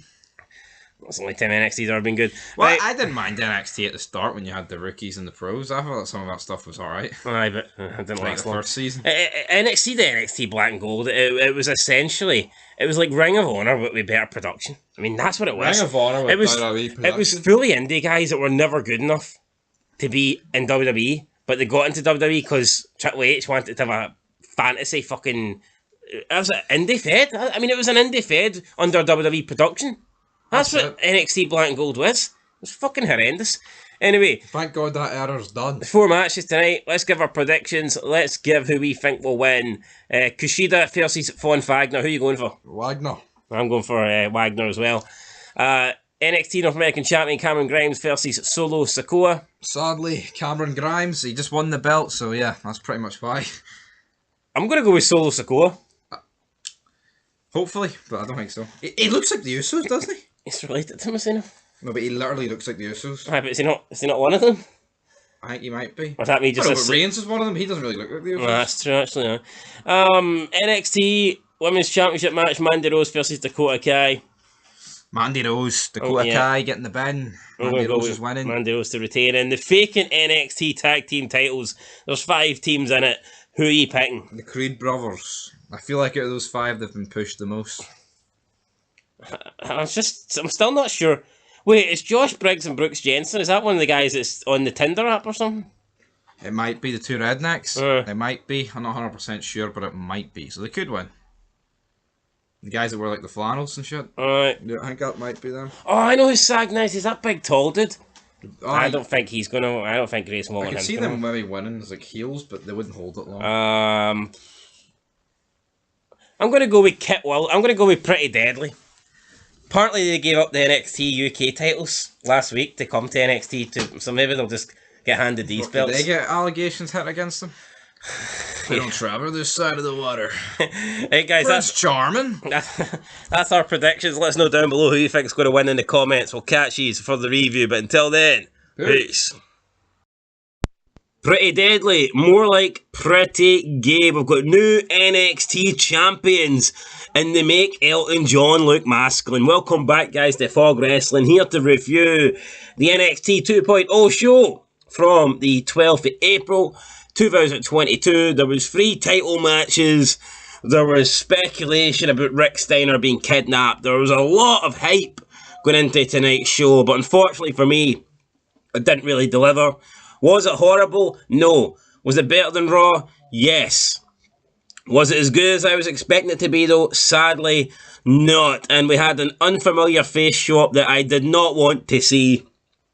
And unfortunately, I think she's going to be sticking around now on NXT, but we'll get into that more when we get to that part of the show. However, we kick off with Cameron Grimes versus Solo Sikoa for the NXT North American title. Both men start the show in the ring. And for me, this is a no-go straight away. Red flag. Call it what you want. Surely we should be starting with Joe Gacy or Braun Breaker or something along those lines. Because last week we ended on a cliffhanger with Rick Steiner being kidnapped. He was locked in a cage. So that is how the show should start here. You know, we should get the aftermath of that. That was the, like I say, that was a cliffhanger. That was the focal point of last week's show. That is what we're tuning in here tonight to see. But instead, we kick off with a match that there's no rivalry between, there's no feud between, there's no heat, there's no animosity. It's just Cameron Grimes giving a guy who he respects a title shot. Is that really the way to start the show after it ended last week? I mean, the match wasn't bad, it was decent. In the end, there was interference for some two black guys. Not quite sure who they are. I probably know their names, but it's not up here on the screen. So Carmelo Hayes and Trick Williams, that's the two. They come out, cause a bit of a distraction. This allows Cameron Grimes to get the win, and then they beat both of them down. Grimes and Solo Sikoa both get beaten down after the match. I mean, it was a good match, but it certainly shouldn't start at the show, in my opinion. Then we have Braun Breaker comes out to the ring. He's pissed. He wants Joe Gacy. He says Joe Gacy thinks he's a tough man. Well, come out to the ring and face me now.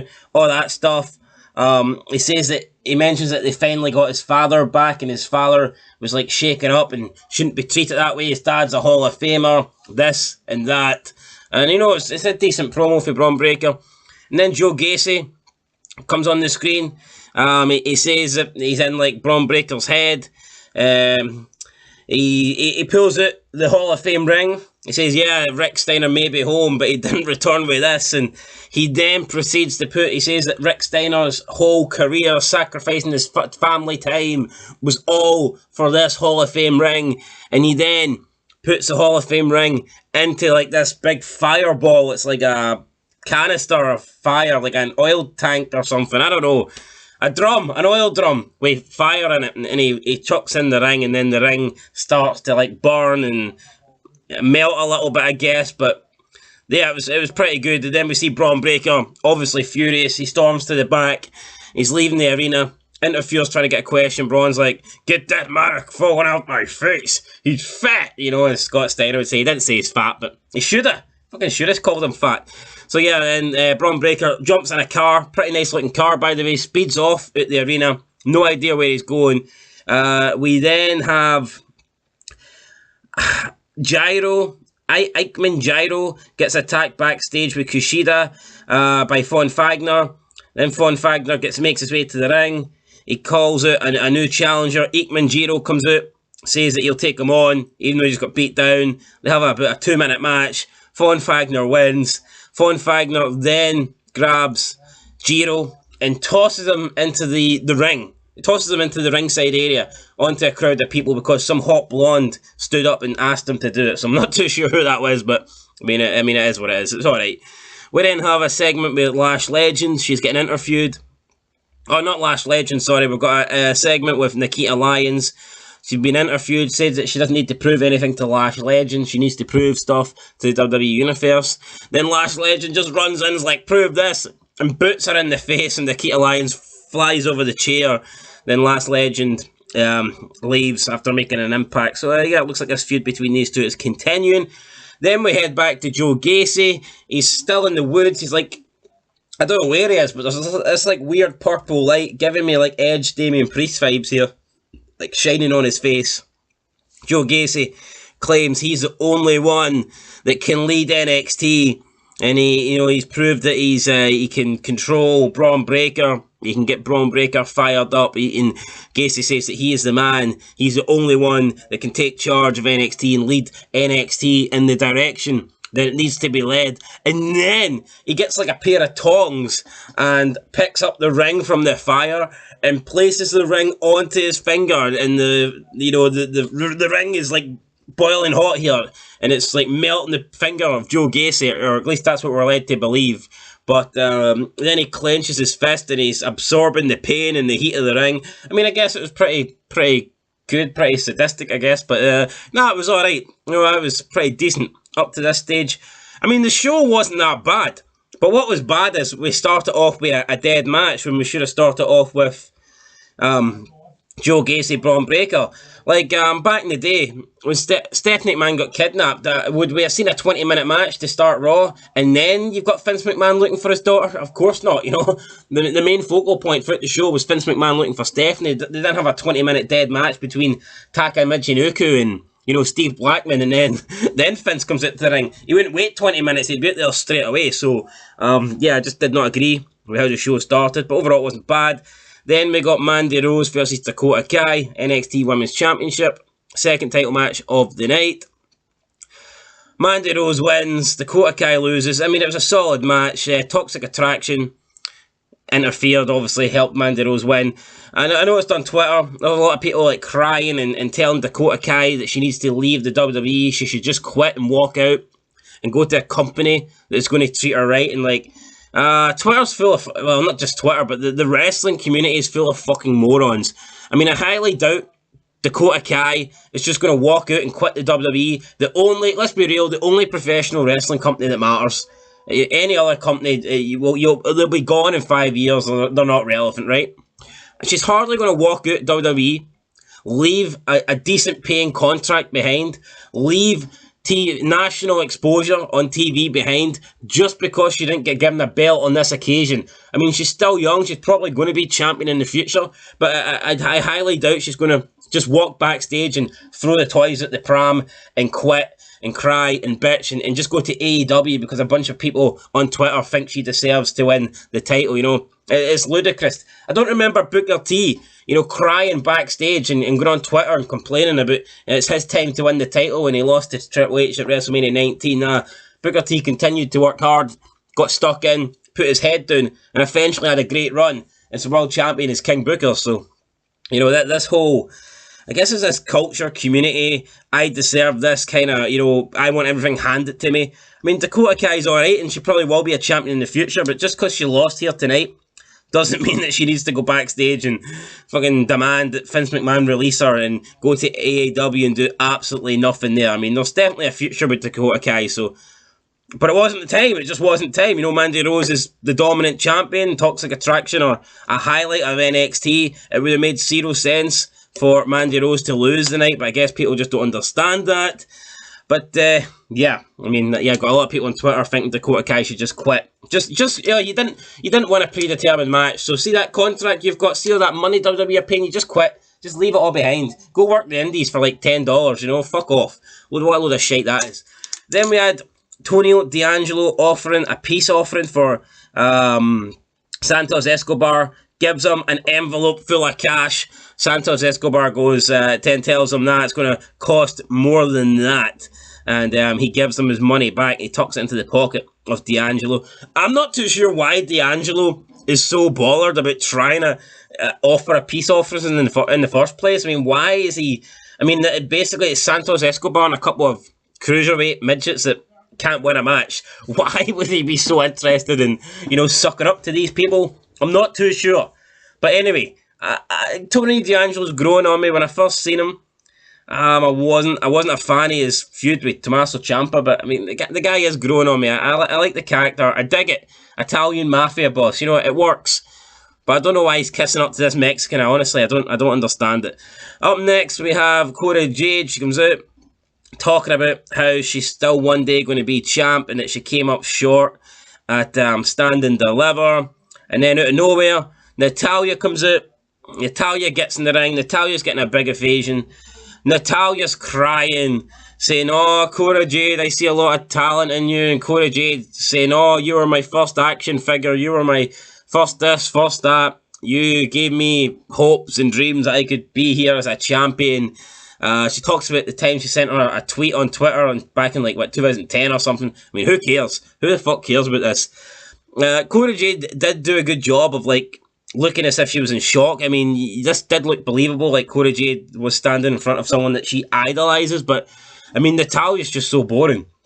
She comes out, calls herself the Boat. How can you be the Boat when you've been an absolute failure on the main roster? I mean, you cannot recall one run.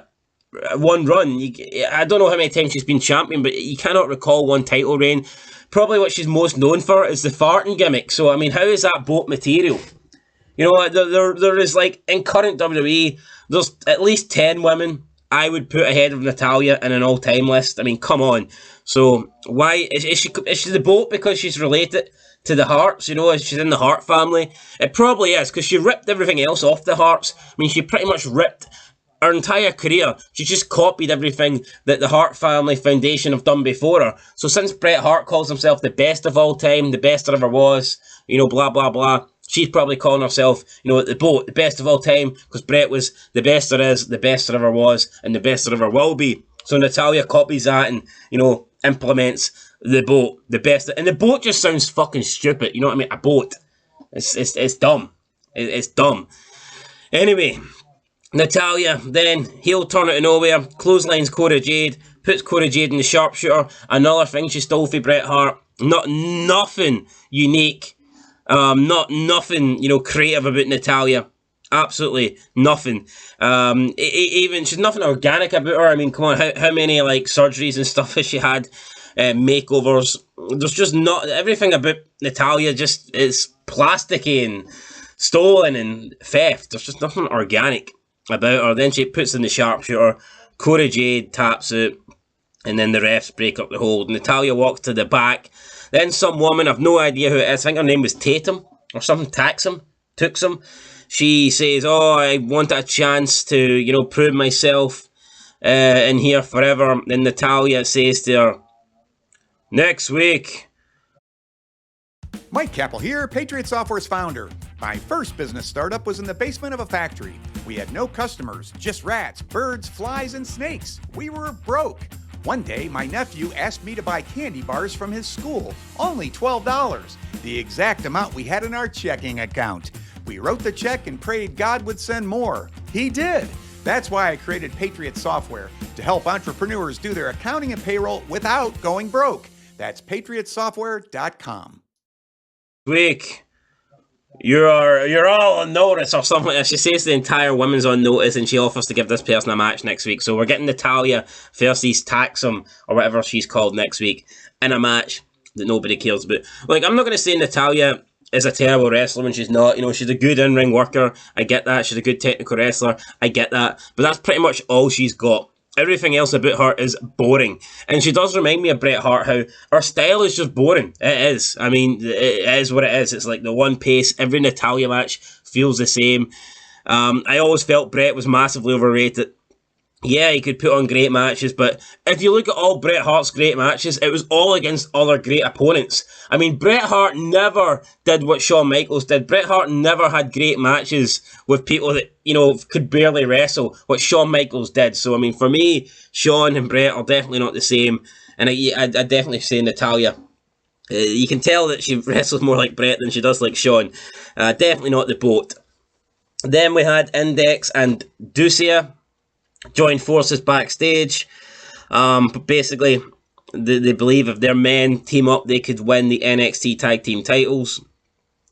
They don't want to team up though. Eventually, both women get them to agree. Deuce is like, yeah, okay. Duke is like, yeah, okay, I'll do it. And then Dexter, will you team up with him? Will you team up with him? First, they shaked his head. Then when Indy kind of like begged him, he just puts the thumb up, so it's kind of funny, I guess. It was alright. I mean, it was good. Aye. Then we move on, so it's time for the NXT... Oh, wait, I missed a match here. It's Shio Quinn versus Draco Anthony. The problem is, I don't know which one's which, so... I don't know who won. The taller guy won. It was okay, I guess. It was a decent, 4 or 5 minute match. Then we move on to the Gauntlet Tag Team match. Throughout the night, it showed you all the teams coming in and picking balls. Like in the Royal Rumble, we had the tumbler and they were picking their entry number. So they were doing this, which I felt was maybe a little bit overdone for considering there was only 5 teams in the match, but I liked it, it added backstage segments and stuff like that, and they were talking throughout, so, no, definitely, and it did help build up the match. It made the match feel a bit more important, because every, 15, 20 minutes, you were seeing a team go in and pick their number, so, it was building anticipation for the main event, which is always good, so I did kind of like it.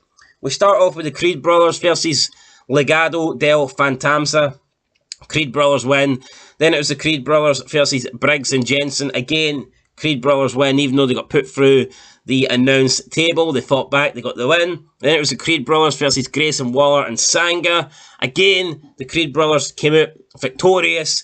And then we literally get 2 gay boys from the UK. The Pretty Deadly come out. They were looking like fucking Rico, dressed in like a light pink blue, sky blue kind of weird looking outfits. Just really, these outfits were really, really strange. They looked like women's outfits, but on masculine men. I mean, they could definitely pass as 2 trans guys here. The way trans women even, the way they were coming out. Then obviously they have the match with the Creed Brothers and Pretty Deadly are victorious. They get the win, and they become the new NXT champions. So they just vacated the NXT UK titles. They come to NXT 2.0 UK or NXT 2.0 and they win just like that. So I mean, who knows? I've heard this team is good. I'm not really a big fan from what I've seen, but what I will say is they look different. They definitely look different. I mean, that's one way to describe them. That's probably a safe way of describing them without getting banned. So yeah, they look different. We'll go with that, guys. But anyway, that was it. That was NXT. I mean, it wasn't a bad show. I mean, it was pretty entertaining. And I'll give it a 4 out of 10. It was alright. It was good-ish. It wasn't great. I was expecting better, but it was alright. It wasn't bad. It was definitely better than Raw, though, because Raw's fucking shit, and it will probably be better than SmackDown too. Anyway, guys, that's it. Till next time. Been Fog Wrestling. Make sure you like, subscribe, comment down below, share this video, and I'll catch yous in the next one. Peace. NXT 2.0 being graced by a legend tonight, and that legend is indeed Natalya, everybody's favourite female superstar of all time. Yes. If you've got no eyeballs and no ears blind and deaf and brain dead. Right, Natalya fucking sucks, but that's a totally different video for another day. Let's get through tonight's NXT preview here for the 19th of April. It's coming to you live from the WWE Performance Center in Orlando, Florida. I mean, see, for me, I actually don't mind the product, but I think they need, this would just be better in my opinion if they did let it tour with SmackDown and do what they used to do ECW. I like this needs a, you like the arena? I like it. I think it gives it a unique feel. It does, but it's fucking cheap. It is cheap. I think what they did during the pandemic was good with the cage. I made it feel like a hardcore kind of like a UFC style kind of thing. Doing that like now. But anyway, let's see what they've got in store for us tonight. Matches have been announced. We've got Santos Escobar versus Carmelo Hayes. We have Natalya returning to the ring to take on Tatum Paxley. We've got Sarray and Tiffany Stratton looking to settle their score in the ring. And, I mean, that's it. Woo! NXT 2.0 will feature the newly crowned NXT Tag Team Champions, Pretty Deadly, after they won a 5-team gauntlet last week to capture their vacant titles. That's Pretty Dead. I mean, I'll give them a chance, but last week, I seen that they won the belts on YouTube, and the top comment was that Pretty Deadly is Pretty Deadly is what I call my farts, and I was like, what the fuck? So straight away, lose the belts for that. These guys are being, Really? compared to a fart. That So was pretty deadly. I can hear it. I can hear it now. It is what it is. Now, that's all that's announced tonight. You can't really make much of that, so we're just going to quickly go through here and give our predictions, who's going to win. I'm sure we will get the likes of Braun Breaker, Toxic Attraction, Gacy, Nikita Lyons. I'm sure all those people will be on the show. Andrew Chase, all that stuff. All that stuff about Rick Steiner and what happened. Like. I know. Well, he did burn his Hall of Fame ring last week, like, so. I know. Who gives a fuck? Let's just take Scots. Really? Where's all my freaks at in Texas? Well, see, to be honest, like, I think Scott deserves another one based on his singles run. So that actually might not be a bad idea. What, a single run WWE? That's not fucking good. That's not what you get it based on. You get it based on what you do in wrestling. Yeah, I know. Aye. Well, the Steiners are the Steiners aren't getting a Hall of Fame ring based on their run in WWE. Like, Steiner wasn't fucking there, was he? I know.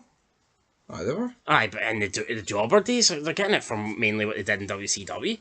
TNA as well, like.